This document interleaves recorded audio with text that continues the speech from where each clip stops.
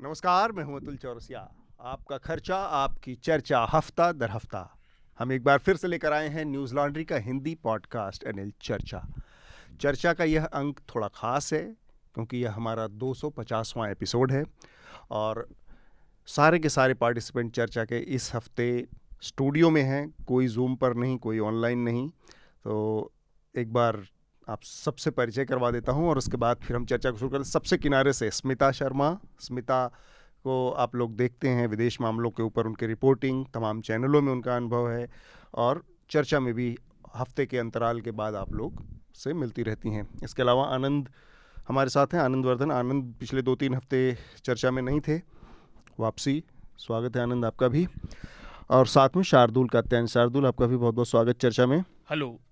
तो 250वां जो ये एपिसोड है, ये कैसे खास होने वाला है आज? मुझे ऐसा कुछ आशंका हो रही है, जो अभी शुरुआती हमारी बातचीत थी, कि आज आप लोगों को शार्दुल का बहुत विध्वंसक रूप देखने को मिल सकता है चर्चा में। नहीं, ऐसा कुछ नहीं है, खास इसलिए कि मुझे खांसी है तो गाड़ी बैक मार रही है। अच्छा। मुझे तो लगा था केक वेक रखेंगे, आप थोड़ा विजुअली जो है इसे रिच करेंगे चर्चा को। अच्छा, खैर, बहुत बहुत कंग्रेचुलेशंस आप लोगों को भी और आपके ऑडियंस को भी, जिन्होंने हम सबको झेला है थैंक यू। लंबे वक्त तक। तो विषय तो कई सारे हैं और एक बार जो सुर्खियां उन पर भी बात करेंगे। 2 जानकारियां बस मैं देना चाह रहा हूं। एक तो सबसे पहली जानकारी, हमारा एनएल सेना प्रोजेक्ट जो है जोशीमठ के ऊपर, वो अभी चल रहा है और जोशीमठ से हृदय जोशी ग्राउंड रिपोर्टिंग कर रहे हैं, वहाँ से तमाम जो हालात हैं, जो स्थितियां हैं उसके ऊपर। तो आप हमारे इस नए एनएल सेना प्रोजेक्ट को हम मदद कर सकते हैं। इसके अलावा न्यूज़ लॉन्ड्री हिंदी का नया यूट्यूब चैनल लॉन्च हो चुका है। आपको तमाम वो जो वीडियो रिपोर्ट्स हैं, हमारी तमाम शोज़ हैं हिंदी के, वो दोनों चैनल्स पर मिलेंगे, न्यूज़ लॉन्ड्री पर और न्यूज़ लॉन्ड्री हिंदी पर भी। तो ये 2 जानकारियां हमारे श्रोताओं के लिए हैं। जो सुर्खियां हैं, शार्दुल आप एक बार श्रोताओं को हमारे सामने रखें और उसके बाद फिर हम चर्चा को आगे बढ़ाते हैं। पहली सुर्खी दिल्ली से ही है। महिला पहलवान विनेश फोगाट ने आरोप लगाया है कि भारतीय कुश्ती संघ के अध्यक्ष ब्रजभूषण शरण सिंह, जो भाजपा के नेता भी हैं, और कई अन्य कोचों ने कई महिला पहलवानों का यौन शोषण किया। और बुधवार से बड़ी संख्या में पहलवान जंतर मंतर पर प्रदर्शन कर रहे हैं। आज हम इस पर थोड़ा बात भी करेंगे। बिल्कुल। इसमें बहुत सारे वो खिलाड़ी शामिल हैं जिन्होंने देश के लिए अलग अलग टूर्नामेंट्स में, अंतर्राष्ट्रीय मंचों पर गोल्ड मेडल और अलग अलग मेडल्स भी ले आए हैं। तो देश के लिए सुर्खियां भी लाई हैं ये लोगों ने, सम्मान भी बटोरा है।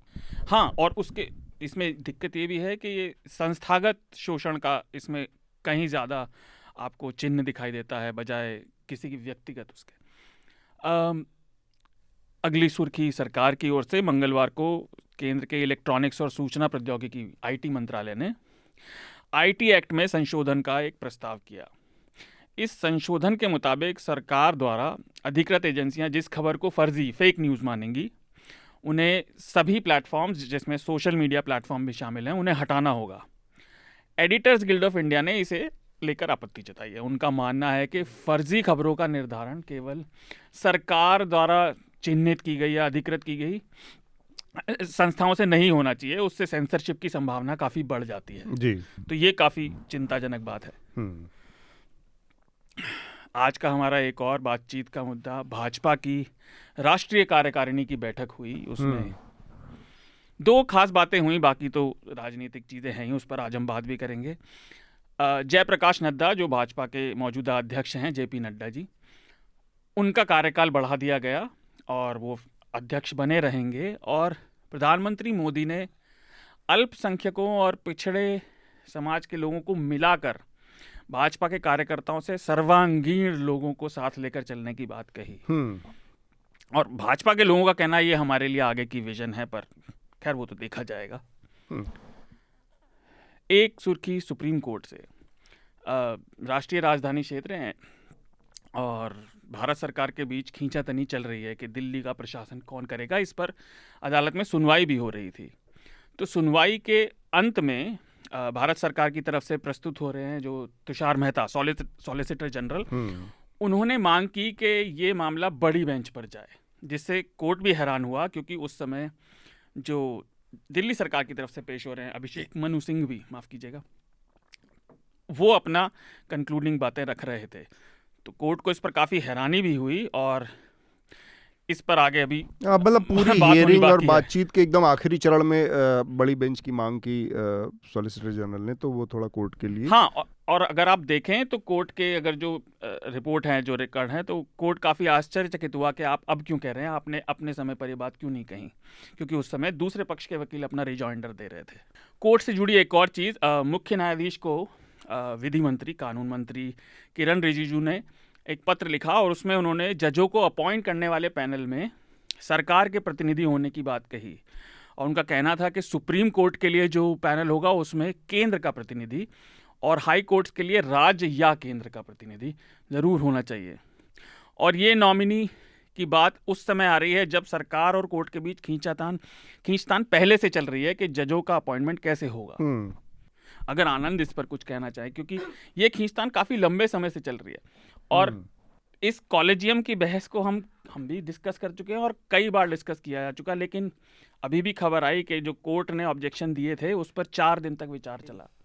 जो इसकी पृष्ठभूमि है वो काफ़ी लंबी है। एक कॉलेजियम जो व्यवस्था है वो संविधान से उत्पन्न नहीं हुई है, वो एक इवॉल्व की है, जिसे लोकप्रिय भाषा में 3 जजेस केस कहते हैं। 1981 में SC. Gupta versus union of India और 1993 में जिससे कॉलेजियम बना वो advocates on record supreme court versus union of India. और 1998 में जब के.आर. नारायणन हमारे राष्ट्रपति थे तब उन्होंने संविधान के अनुच्छेद 143 का उपयोग करते हुए कॉलेजियम सिस्टम पर स्पष्टीकरण के लिए सुप्रीम कोर्ट से राय मांगी थी। तो उस समय जो सुप्रीम कोर्ट ने राय दी, इन तीनों से उत्पन्न कॉलेजियम सिस्टम सुदृढ़ हुई, कंसोलिडेट हुई। लेकिन इसको लेकर बहस काफ़ी है अभी वर्तमान से पहले। एक बात और भी जो विचार विमर्श होता है, भूल जाते हैं लोग कि 2013 के सितंबर में तत्कालीन कानून मंत्री कपिल सिब्बल ने जो जुडिशियल अपॉइंटमेंट का जो कमीशन का जो आयोग था उसके लिए एक बिल रखा था जो राज्यसभा से पारित भी हो गया था। 2014 में जब एनडीए सरकार आई तो उसमें कुछ और चीज़ें जोड़कर उसको फिर से लाई। और तो मेरे ख्याल से ये जो तनाव है एग्जीक्यूटिव, जुडिशरी और लेजिस्लेचर में, ये कोई बहुत बुरी बात नहीं है लोकतांत्रिक व्यवस्था के लिए, लेकिन ये नियंत्रण के अंदर होना चाहिए, कंट्रोल के अंदर। अभी चूँकि बहुत डोमिनेंट बहुत सरकार केंद्र में है, इसलिए इस पर एक एग्जीक्यूटिव और लेजिस्लेचर की तरफ से एक आम सहमति होते हुए भी इसको संशय की दृष्टि से देखा जाएगा। एक सुर्खी नेपाल से है। नेपाल में कई वर्षों में काफ़ी बड़ी हवाई दुर्घटना हुई जिसमें 68 लोग मारे गए।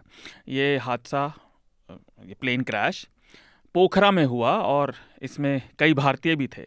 मेरे ख्याल से 5 थे, 5 भारतीय भी मारे गए। तो ये एक बड़ी खेदजनक खबर आई और आमतौर पर गाजीपुर से यूपी के गाजीपुर के थे 5 लोग।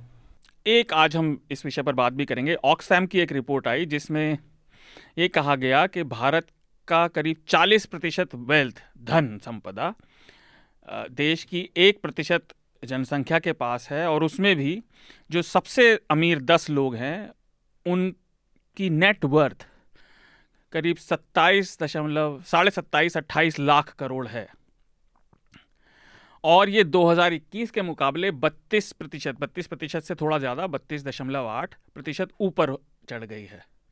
तो उन्होंने इस पर काफ़ी चिंता जताई और आज आगे हम इस पर बात भी करेंगे। जोशीमठ पर भी अपडेट है।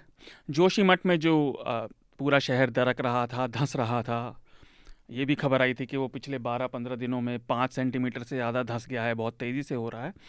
तो ये आपदा, ये संकट अब जोशीमठ तक सीमित नहीं है, ये बात भी पक्की हो गई है।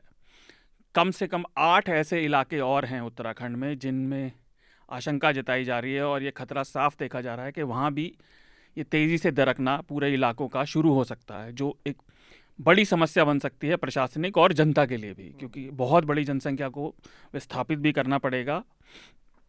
तो इसके लिए देखते हैं सरकार क्या करती है, पर ये काफ़ी चिंताजनक खबर है। दिल्ली से एक खबर, हमने कुछ हफ्ते पहले बात की थी कि किस प्रकार से महिलाएं असुरक्षित हैं और अंजलि का केस सामने आया था। तो दिल्ली कमीशन ऑफ वुमेन की जो अध्यक्ष हैं स्वाति मालीवाल, वो रात को दिल्ली की सड़कें कितनी सुरक्षित हैं इसका जायज़ा लेने के लिए निकली थीं और उन्हीं के साथ बदतमीज़ी भी हुई, छेड़खानी भी हुई और उन्हें गाड़ी में खींचने की कोशिश की गई, ऐसा उनका कहना है। हाँ, ऐसा उन्होंने बताया और उनका कहना था ये एम्स के पास हुआ, एम्स फ्लाईओवर के पास। और स्पष्ट बात है उसके बाद वो काफ़ी आक्रामक हुई। उन्होंने कहा अगर मेरे साथ ऐसा हो सकता है तो फिर एक आम महिला के लिए चीज़ें कितनी खतरनाक होंगी। और हम सब तो बात कर ही रहे हैं, पर ये सभी के सामने बार बार चीज़ें आ रही हैं कि हमारे शहर इतने सारे कानून और बातें होने के बावजूद भी सुरक्षित नहीं बन पा रहे महिलाओं के लिए, जो काफ़ी दुख की और चिंता की बात है। आखिरी सुर की बीबीसी से जुड़ी है। बीबीसी की एक डॉक्यूमेंट्री आई प्रधानमंत्री मोदी जी के ऊपर और उन्होंने कहा कि वो कंप्लिसिट थे 2002 के दंगों में और फिर उसके खिलाफ रोष भी हुआ। और विदेश मंत्रालय ने फिर ये कहा कि इस डॉक्यूमेंट्री में बीबीसी का कॉलोनियल माइंडसेट, औपनिवेशिक मानसिकता उनकी दिखाई पड़ती है, जो उस पर सब अपनी अपनी राय देंगे अगर चाहें तो, पर मुझे तो ये बात ठीक लगती है। ठीक बात। अगला जो एक और सुर्खी है, मैं उसका जिक्र करना चाह रहा हूँ। पाकिस्तान के प्रधानमंत्री शहबाज शरीफ ने भारत के तरफ शांति का और दोस्ती का हाथ बढ़ाया है। लंबे समय बाद पाकिस्तान और भारत के रिश्तों में इस तरह की एक पहल देखने को मिली है। इससे पहले जो आखिरी जो पहल थी वो प्रधानमंत्री नरेंद्र मोदी जब पहले कार्यकाल में अपने थे प्रधानमंत्री बने थे, तब वो नवाज़ शरीफ के प्रधानमंत्री रहते लाहौर गए थे और उसके बाद से हालात बहुत बदले और दोनों देशों के बीच में एक टाइम पे ऐसी भी स्थिति आई, सर्जिकल स्ट्राइक की बात हुई, सर्जिकल स्ट्राइक की गई और रिश्ते ख़राब होते गए, आतंकवादी हमलों की भी घटनाएं हुई और बातचीत की प्रक्रिया लगभग पूरी तरह से रुकी हुई थी, जो आज भी वैसे ही उसी हालत में। मेरे साथ स्मिता है। स्मिता, आप विदेश मामलों को लगातार कवर करती रही हैं, भारत पाकिस्तान के रिश्तों को भी आपने लगातार देखा है, नज़र रखा है उस पर। मैं इस पर एक संक्षेप में आपकी एक पहली राय जानना चाह रहा हूँ कि जो शहबाज शरीफ का ये प्रस्ताव है उसमें वो कई सारे उसमें उन्होंने कंडीशन जो कविट्स उसमें ऐड हैं, जैसे आप कहें कि वो कश्मीर वाला भी उनकी मजबूरी है वो जोड़ना है, साथ में उनकी वो जो सेना जो पाकिस्तान की इकोनॉमी के ऊपर जो उसके का बोझ है एक लिमिट से ज़्यादा, चाहे वो उसकी संख्या, उसका आकार, उसका एक्सपेंडिचर, वो सारी चीज़ें, उसका भी उनको कहीं ना कहीं एहसास है और वो उस चीज़ को अपरोक्ष तरीके एक परोक्ष तरीके से, हिडन तरीके से कह भी रहे हैं कि भाई हमने तीन लड़ाइयाँ लड़ के और उसके सीख ले लिए, हमको अपनी लर्निंग मिल गई है। तो उनका एक तरह से सेना के ऊपर भी एक तरह का वो निशाना है कि सेना के जरिए हम यहाँ पर कुछ अचीव नहीं कर पा सकते हैं। फिर भी भारत की तरफ से कोई प्रस्ताव जाने का कोई अंदेशा, कोई उम्मीद नज़र आती है, या फिर ये लग रहा है कि आपको कि अभी ये माहौल जो है उसमें कुछ बात आगे नहीं बढ़ेगी? नहीं, भारत की तरफ से तो इस वक्त ऑन रिकॉर्ड ट्रैक 1 सरकारी स्तर पर ऐसी कोई जेस्चर का कोई सजेशन नहीं है, लेकिन ये बात ज़रूर है कि एक बैक चैनल टॉक जारी रहा है भारत और पाकिस्तान के बीच में।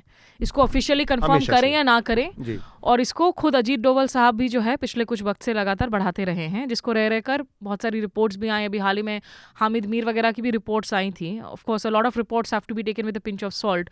देखिए, अब 1999 का जो लाहौर डिक्लेरेशन हुआ था भारत पाकिस्तान के बीच में, करगिल युद्ध के बाद वाजपेयी साहब वहाँ गए थे, उसके बाद से दरअसल जो शांति के लिए कुछ ओकेशंस बने, कुछ ऐसे अपॉर्चुनिटीज़ आई जिनमें सबसे ज़्यादा जिक्र 2004 से 2007 की पीरियड का होता है, जिस दौरान वहाँ परवेज़ मुशर्रफ जो पूर्व सेनाध्यक्ष थे, उसके बाद वो राष्ट्रपति बने, यहाँ डॉक्टर मनमोहन सिंह थे। वहाँ बहुत सारी ऐसी बातें थी, 4 पॉइंट जो पीस फॉर्मूला है जिसको लेकर आगे बढ़ाया जा सकता था। लास्ट मिनट पर दोनों ओर में जो है एक फ्रीजिंग हो गया, वो नहीं बात बढ़ पाई। 2015 में अगर आप याद करें, जिस तरह से प्रधानमंत्री नरेंद्र मोदी एकाएक पहुंच गए थे शरीफ के घर पे, और जहां तक PMLN का सवाल है, जब शरीफ आए हैं, बयान बयानों में अगर आप देखें तो हमेशा एक पॉजिटिव रिकमेंडेशन रहा है कि भारत के साथ रिश्तों को लेकर वो एक कंसिस्टेंसी है उनके बयान की, पीएमएलएन हमेशा बातचीत के और वो नवाज शरीफ हो, अब शहबाज शरीफ जो नवाज शरीफ से ज्यादा कंजर्वेटिव माने जाते हैं, वो भी इस तरह की जो इंटरव्यू दी है उन्होंने अल अरेबिया में, उसमें उन्होंने बात की है। लेकिन इसको बहुत सारे हमें हालात के मद्देनजर देखना होगा। एक, पाकिस्तान के अंदर इस वक्त हालात इतने बुरे हैं, खास करके आर्थिक स्तर पर। मुनीज़ा जहांगीर जो वहाँ की बड़ी फेमस जर्नलिस्ट हैं, उनकी माँ अस्मा जहांगीर बहुत नोटेड और अवॉर्डेड ह्यूमन राइट्स एक्टिविस्ट थी, सामाजिक कार्यकर्ता थी। उन्होंने अभी हाल में ट्वीट किया कि किस तरीके से पाकिस्तान विदेश मंत्रालय के पास शायद अब इतने पैसे नहीं बचे हैं इस वक्त कि सैलरीज दे सके अपने अधिकारियों को और अपने जो लोग काम करते हैं। और अगर जो मुनीज़ा जैसी अगर एक जर्नलिस्ट ऐसे ट्वीट करती हैं तो इसको मैं बहुत गंभीरता से लूँगी। तो एक चरमराई हुई व्यवस्था है। दूसरा, देखिए अफगानिस्तान को लेकर पहले आप लगातार जो अमेरिका को आप एक तरीके से आप एक ट्रिगर पुल कर करके बार बार ब्लैकमेल करते थे, वो हालात अब बहुत बदल चुके हैं। अफगानिस्तान अभी आपका सरदर्द है, अमेरिका वहाँ से पुल बैक कर चुका है, डायरेक्टली इन्वॉल्व नहीं है। और अफगान तालिबान, पाक तालिबान को लेकर जिस तरीके से लगातार हमलों में इजाफा हुआ है, वहाँ सिचुएशन उनको समझ में नहीं आ रहा हम क्या करें। तो और शहबाज शरीफ ने ये बयान कब दिए? जब वो वेस्ट एशिया में थे। वो मध्य एशिया इधर वेस्ट एशिया में ट्रैवल कर रहे हैं ताकि थोड़ी फंड्स मिल सके, पाकिस्तान के अंदर व्यवस्था सुधर सके। वहाँ ऐसे बहुत से मुल्क हैं जिनके साथ आज की तारीख में भारत के रिश्तों में बहुत सुधार हुआ है। आप जो U2I2 को हम बात करते हैं, एक वेस्ट एशियन क्वाड फॉर्मुलेट हो गया है जिसमें इजराइल, अमेरिका, UAE आज भारत के साथी हैं। UAE, सऊदी वो देश हैं जो कभी लगातार जो है सबसे ज़्यादा अगर इनके घनिष्ठ रिश्ते हमेशा से रहे वो पाकिस्तान के साथ रहे थे। लेकिन आज की तारीख में भारत के साथ रणनीतिक स्तर पर, रणनीतिक मंच पर बहुत सारे जो हैं ऐसे कदम उठाए जा रहे हैं। तो इन सब के मद्देनज़र अगर देखें, एक तो अंदरूनी मजबूरियाँ ज़रूर हैं। दूसरा, मैं ये भी कहूंगी अतुल, यहाँ पे बहुत सारे ऐसे लोगों को लगता है कि नहीं पाकिस्तान में एंटी इंडिया ही सेंटिमेंट्स डोमिनेंट रहता है। वहाँ पे मैंने बाकायदा जब चुनाव भी कवर किए हैं, 2013 का चुनाव मुझे आज भी याद है जहाँ नवाज शरीफ जीत कर लौटे थे। उन चुनावों में मैंने लगभग 8-10 दिन मैंने वहाँ पे बिताया था पाकिस्तान के अंदर। पहली दफ़ा था कि कश्मीर था ही नहीं कोई डिस्कोर्स किसी भी पार्टी के मैनिफेस्टो में। वहाँ पर फ्रंट पेज न्यूज़ और एजेंडे में क्या बात हो रही थी? अदरक लहसुन की कीमतें, घरेलू बढ़ोतरी, जो कीमतों का इजाफा हुआ था। तो ऐसे हालात बदले, लेकिन पाकिस्तान की हमेशा से प्रॉब्लम रही है कि जब आपकी जो इंटरनल डिविजन है, जनरल बाजवा भी देखें आप, बीच बीच में ऐसे इस्लामाबाद पीस कॉन्फ्रेंस वगैरह में बयान दे चुके हैं जहां पे वो भारत के साथ दोस्ती की बात करते हैं। वही जरदारी साहब हिंदुस्तान टाइम्स समिट में, मुझे याद है 2000 आई थिंक 4 या 5 की बात है, उनसे मैंने सवाल किया था जिसमें उन्होंने कहा था कि let us put Kashmir on the back burner for now, let us keep it for our future generations. उसके बाद उनको जो है वहाँ पे अंदर में बहुत उनको रेजिस्टेंस फेस करना पड़ा था।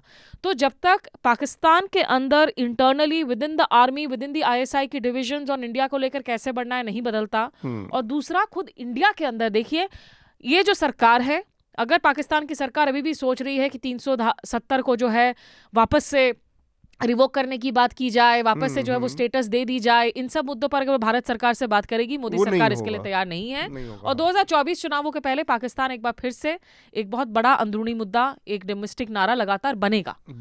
ये इंडियन इलेक्शंस में अब कॉमन हो चुका है। तो ऐसे बहुत हालात हैं जिससे मुझे नहीं लगता कि कोई फॉर्मल इस वक्त जो है आप प्रपोजल देखेंगे बातचीत के लिए। इसमें एक और चीज़ है जो कि पाकिस्तान की सेना है, अभी ये प्रस्ताव जो है ये बहुत ही एक सतही ऊपर का प्रस्ताव शहबाज शरीफ की तरफ से आया। इसमें भारत सरकार निश्चित रूप से कोई टॉप मतलब सिविल चुनी हुई सरकार के स्तर पर कोई बातचीत आगे बढ़ाने या कोई मैसेज देने सिविल गवर्नमेंट की तरफ से देने से पहले ये देखना होगा कि पाकिस्तान में जितने स्टेक होल्डर्स हैं वो इस प्रस्ताव पर कितना एकमत हैं, और उसमें तब जाके उस इवैल्यूएशन के बाद शायद ज़्यादा। मुझे शक नहीं है अतुल की डोमेस्टिकली ये शिफ्ट बहुत प्रोमिनेंट है पाकिस्तान में। पाकिस्तान के लोग आज उबे हुए हैं तमाम सरकारों से, तमाम भ्रष्टाचारियों से, तमाम बढ़ती हुई महंगाई से, पाकिस्तान की चरमराई हुई अर्थव्यवस्था से। पाकिस्तान की सेना भी, सेना और ISI के बीच में देखिए डिफरेंसेस रहे हैं। मतलब अब ये सिर्फ सेना वर्सेस सिविलियन गवर्नमेंट नहीं है।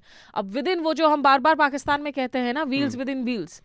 ये वो हाल है कि आर्मी चीफ कुछ कह रहे हैं, आईएसआई के चीफ कुछ कह रहे हैं, और खुद इंडिया के हालात जिस तरीके से बदल गए हैं अतुल, वो हमें बार बार याद रखना होगा। इंडिया पाकिस्तान में आज सिर्फ ये डिसाइड नहीं करता कि पाकिस्तान की एस्टैब्लिशमेंट क्या कह रही है, खुद आज भारत के जो हमारी जिस तरीके से ग्राउंड शिफ्ट हुआ है, और भारत में तो मैं कहूंगी बल्कि अगर पाकिस्तान में सिविलियन के तौर पर एक शिफ्ट हुआ है कि भारत आज बड़ा मुद्दा नहीं है भारत में, लेकिन आज पाकिस्तान को जो है एक बहुत नेगेटिव नजरिए से देखा जाता है आम लोगों के बीच में भी। ठीक बात। तो हम अपनी चर्चा के मुख्य विषय की तरफ आते हैं, और ये चर्चा है जो कि पहला विषय है हमारा, वो है ऑक्सफैम इंडिया की जो रिपोर्ट आई है, wealth report, survival of the richest इसका नाम है।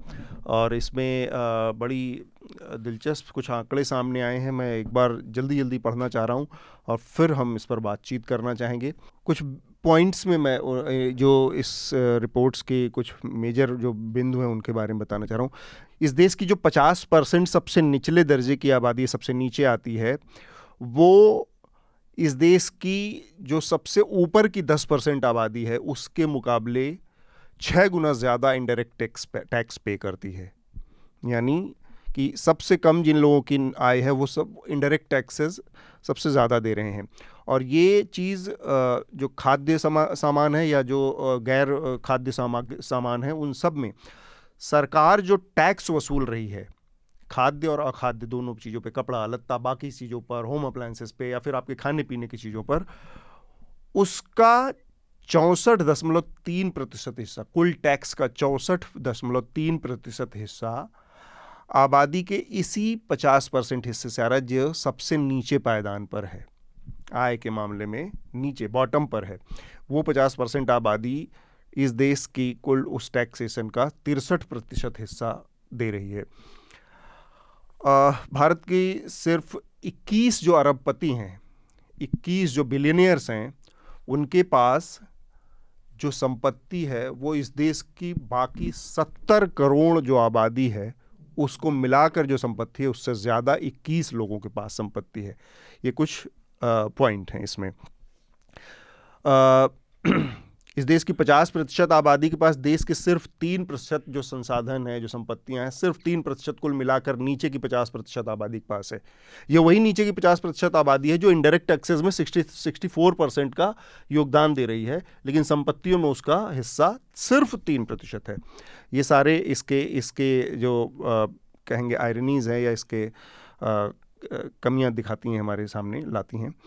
और इस देश की 1% जो सबसे टॉप, सबसे रिचेस्ट 1% आबादी है, संख्या के लिहाज से देखें तो करीब 1 करोड़ 40 लाख लोग, वो आबादी के पास इस देश की 40.5% संपत्ति है। हिंदुस्तान जितना बड़ा, उसके 40% से ज़्यादा संपत्तियों और संसाधनों पर उस 1% आबादी का हिस्सा जो कि टॉप पे आती है। ये आंकड़े हैं। और एक और आंकड़ा है इसमें, इसके मुताबिक ऑक्सफैम की ये रिपोर्ट जो बताती है हमें कि इनकम टैक्स की दर आय के बढ़ने के हिसाब से तो बढ़ती है। जैसे अलग अलग स्लैब हैं कि आप 5 लाख कमाते हैं या 10 लाख कमाते हैं या उससे ऊपर कमाते हैं तो आपके इनकम टैक्स का दायरा बढ़ता जाता है, वो 5%, 10%, 20%, 30% ये हो जाता है। लेकिन इनडायरेक्ट टैक्स के मामले में सबके लिए समान स्थिति है। अब ये असर कैसे करता है, ये बड़ा दिलचस्प है। इसको मैं पढ़ के मुझे भी बड़ा सरप्राइज़ हुआ कि ये असर कैसे करता है। आप समझिए कि पार्ले बिस्किट का एक पैकेट है जो 5 रुपए का है, इस पर सरकार इनडायरेक्ट अगर 1 रुपये टैक्स वसूलती है तो ये जो चीज़ है, ये जो वो 1% सबसे रिचेस्ट है जिसके पास 40% संपत्तियां हैं, वो भी 1 ही रुपये देगा। और सबसे ज़्यादा जो 70 करोड़ लोग हैं वो भी 1 ही रुपया देंगे। लेकिन दिक्कत ये है कि पार्ले बिस्किट खाने वाले उस 70 करोड़ से ज़्यादा हैं। तो ये जो ये इनडायरेक्ट टैक्सेस का मसला है, ये आय बढ़ने के साथ नहीं बढ़ता, ये स्थिर है सबके लिए, जिसकी वजह से एक तरह की डिस्पैरिटी, और उसमें दिखता है कि लोग जो सबसे निचले दर्जे पर हैं वो ज़्यादा एक्चुअली टैक्स के रूप में सरकार को दे रहे हैं। तो सरकार अपने कम उस हैसियत वालों से या कम आय वालों से ज़्यादा पैसा वसूल रही है बनिस्बत ज़्यादा आय वालों से। ये इस रिपोर्ट की कुछ खास बातें हैं। आनंद, मैं आपको इस बातचीत में लाना चाह रहा हूँ। ये ऑक्सफैम इंडिया की रिपोर्ट, जो वेल्थ रिपोर्ट बार बार आती है, ये जो दिखाता है हमें, जो संसाधनों के बीच में इतना ज़बरदस्त ऊंच नीच या इतना ज़्यादा गैप है आबादी के बीच में, इसमें केवल सरकार की नीतियों को माना जाए कि उनका योगदान है, या लोग इस स्थिति को बनाए रखने में योगदान देते हैं, नागरिक, या फिर सरकार और कॉरपोरेट या कुछ लोगों का एक नेक्सस है जो इस पूरी स्थिति को बनाए रखने में हमेशा लगा रहता है, या उसका हितैषी है, या उसको किसी भी तरह से प्रोटेक्ट करने की किसी हर कीमत पर कोशिश करता है, या फिर ये अच्छी स्थिति है? ये भी मतलब मैं समझना चाहूँगा कि ये अच्छी या बुरी स्थिति है, इस पर भी आप अपनी राय दे सकते हैं। अच्छी बुरी तो नहीं, लेकिन ये है कि देखिए कि इसको क्वांटिफाई किया गया है, जैसे कुछ आंकड़े इसके दिए गए हैं, और जो आर्थिक तंत्र अभी है, खासकर पिछले 3 दशकों से, उसमें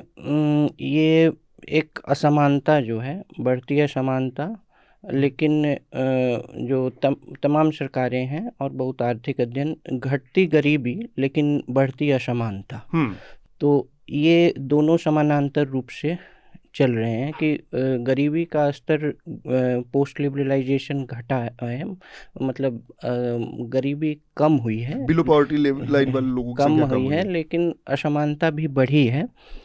और जो इसमें टैक्सेशन की जो बात है, जैसे जो आप बोल रहे थे डायरेक्ट टैक्स, उसको प्रोग्रेसिव टैक्सेशन कहते हैं कि मतलब ज़्यादा ऊपर, तो वो उसके लिए जो समांतर यही टर्म यूज किया जाता है। तो उसमें क्या है, उसमें एक आसानी है प्रोग्रेसिव टैक्सेशन में, क्योंकि उसमें जो सोर्स है आय का, उसको आइडेंटिफाई करना पर्सन टू पर्सन आसान होगा। लेकिन अगर कोई चीज़ खरीद रहा है, उसको आइडेंटिफाई करना इनडायरेक्ट टैक्स में वो थोड़ा मुश्किल है। कि किसकी आय ज़्यादा है, किसकी कम है, और उसमें बहुत ज़्यादा सर्वेलेंस चाहिए, बहुत ज़्यादा तंत्र भी चाहिए।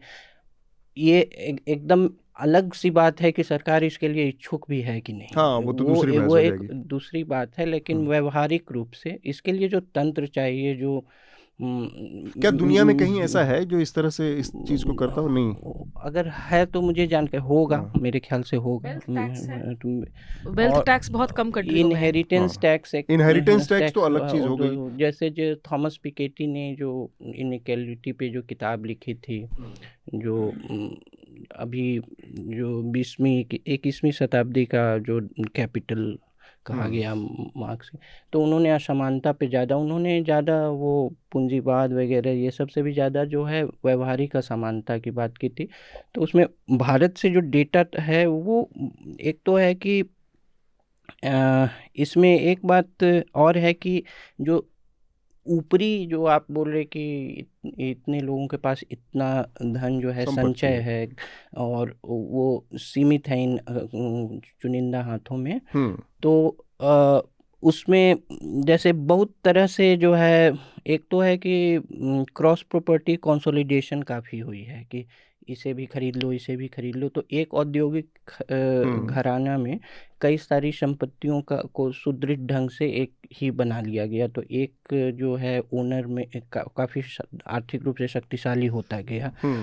इसमें कई सरकारों की ये सब, जैसे टैक्स हॉलीडेज या सेज, ये सब नीतियां भी रही हैं कि ये दे दीजिए, क्योंकि एक भी है कि पोस्ट लिबरलाइजेशन में एक डोमिनेंट सेंटिमेंट ये भी रहा कि उत्पादन को, जो एनिमल स्पिरिट्स को जो है वो जगाए रखना है, उत्पादन को धक्का देने के लिए इन्हें ये लेकिन उसका एक ये भी हुआ कि जो अब तो हम लोग स्टार्टअप वगैरह की कम पूंजी से बात कर रहे हैं, लेकिन अभी जो एक समय ऐसा अभी भी है, पहले और भी रहा कि उन्होंने क्या किया कि जो पहले से मौजूदा घराने थे, बड़े बड़े औद्योगिक घराने, उन्होंने क्रॉस प्रॉपर्टी कंसोलिडेशन कर लिया कि वो भी हमारा, वो भी हमारा, जिसमें कि 20-30 जो प्रमुख घराने हैं वो अभी भी बहुत शक्तिशाली हैं। और उनमें तो जहाँ से मैंने शुरू किया वहीं ख़त्म कर रहा हूँ कि ये अच्छी है या बुरी है या अवश्यंभावी है, ये भी नहीं कह रहा हूँ कि ऐसा है ही, लेकिन मेरे ख्याल से ये लोग अनभिज्ञ थे इससे, ये भी बात नहीं है।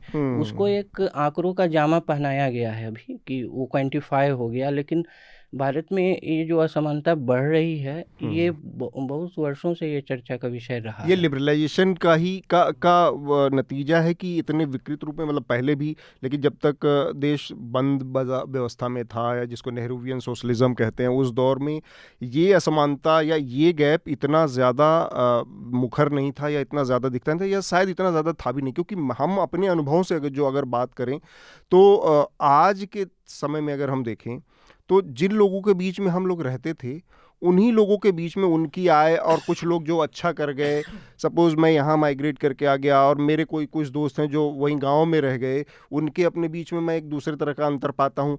यहाँ पर जो लोग मेरे साथ में काम करने वाले या पहले से या यहाँ एस्टेब्लिश लोग थे, उनसे अपने बीच में मैं बड़ा अंतर पाता हूँ। तो ये जो चीज़ें हैं, ये 30 साल का जो ये है, उसने इस 30 साल की या ओपन मार्केट इकोनॉमी ने इस गैप को बहुत एक्सेलरेट किया है, या फिर जो आनंद कह रहे कि पहले भी था, लेकिन अपना अनुभव बताता है कि शायद पहले एक्सेप्टेंस ज़्यादा थी, लोगों के बीच में इस तरह का वेल्थ का दुराव नहीं था इतना जितना आज की तारीख में दिखता है, और साथ में एक्सेसिबिलिटी पर भी उसका असर दिखता है। तमाम तरीके के फैक्टर्स एक साथ हैं इसमें अतुल, और मैं तो कोई इकोनॉमिस्ट नहीं हूँ, लेकिन निश्चित रूप से आप जब देखते हैं कि आप उदारवाद की बात करते हैं मार्केट्स में, आप कैपिटलिज्म की बात करते हैं, कंज्यूमरिज्म बढ़ता है, और जिन बातों का आनंद ने जिक्र किया कि आज औद्योगिक घराने ऐसे बन चुके हैं, जैसे भारत में आपको ये नहीं पता कि एक घर के अंदर एक औद्योगिक घराने का तो छोड़ दीजिए, आप एक फैमिली के अंदर कितना सोना रखा हुआ है वो पता लगा पाना जो है इट नीड्स सम एफर्ट्स। तो इस मामले में देखिए, और इस कोविड-19 पैंडेमिक ने जो है इस असमानता को और भी ज़्यादा जो है बढ़ा दिया है, बहुत ज़्यादा बढ़ा दिया है। जो हम हैव्स एंड हैव नॉट्स की बात करते हैं कि जिन लोगों के पास है, जिनके पास रिसोर्सेज नहीं है, डिजिटल हैव्स और हैव नॉट्स की वह हमने पूरी जो है दूरियां बढ़ती हुई देखी कोविड-19 के दौरान। तो हम देखिए 2015 में भारत में एक नॉमिनल वेल्थ टैक्स हुआ करता था, जिसको उस वक्त जो वित्त मंत्री थे अरुण जेटली, उन्होंने हटा दिया था। हाँ। और नॉमिनल वेल्थ टैक्स की जगह 2% का एक सरचार्ज लगा दिया गया था जिन लोगों की भी आय, जो टैक्सेबल इनकम है, वो 1 करोड़ से ज़्यादा है। हाँ। तो आज की तारीख में एक हमारे पास इनहेरिटेंस टैक्स नहीं है कि अगर कोई हमें कोई संपत्ति गिफ्ट कर रहा है, कोई घर है, तो उस या फिर जिनका जिक्र आनंद कर रहे हैं कि बहुत बड़े रईस हैं, तो उनकी पुश्तों के आगे ट्रांसफर हो तो इनहेरिटेंस टैक्स दें, तो उसमें नहीं है, वो नहीं है। तो आपने पूछा था कि कहीं देशों में है या नहीं, जो मैं अपने सामने देख रही हूँ, नॉर्वे, स्पेन और स्विट्जरलैंड 3 ऐसे देश हैं जहां अभी वेल्थ टैक्स इम्पोज जारी है। अमेरिका में कुछ ऐसे राज्य हैं जो कोशिश कर रहे हैं लेजिस्लेशन लाने की ताकि बिलियनेस को टैक्स किया जाए। इस मामले में अभी एक चिट्ठी लिखी गई है, वर्ल्ड इकोनॉमिक फोरम हो रहा है डावोस में, जहां बिलियनेस जो अरबपति हैं वो लोगों ने भी हामी भरी है कि हाँ, जो अरबपति हैं उन लोगों पर कुछ टैक्स लगाया जाना चाहिए, वेल्थ टैक्स। इसको लेकर इकोनॉमिस्ट्स के अपने आर्ग्यूमेंट्स हैं कि इससे हो सकता है एक नेगेटिव इम्पैक्ट भी पड़ सके। तो वो तो अपने आप में सवाल है, लेकिन ये निश्चित रूप से असमानता बढ़ी है। मेरे पास के घर में मैं बताऊं अतुल, मैं जहाँ रहती हूँ, मैं किराए के मकान में रहती हूँ। मेरे पास के घर में आज की तारीख में पिछले 2-3 साल में मैं देख रही हूँ, जो शख्स रहता था, हो सकता है बहुत अच्छी बिजनेस चल रही हो, बिजनेस फल फूल रहा हो, जो भी हो, घर में लोग 3 हैं, एक आपकी बड़ी सी बिल्डिंग में गाड़ियां कम से कम 7 हैं, बताइए, और जिसमें 4 SUVs हैं।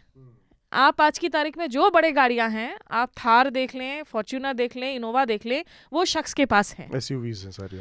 तो एक तरफ वो शख्स है जिसकी वेल्थ इस तरह से मल्टीप्लाई हो रही है, दूसरी तरफ वो शख्स है जो कोविड-19 लॉकडाउन के दौरान अपने बच्चे को एक अलग से फ़ोन तक नहीं दे पा रहा था ऑनलाइन एजुकेशन के लिए।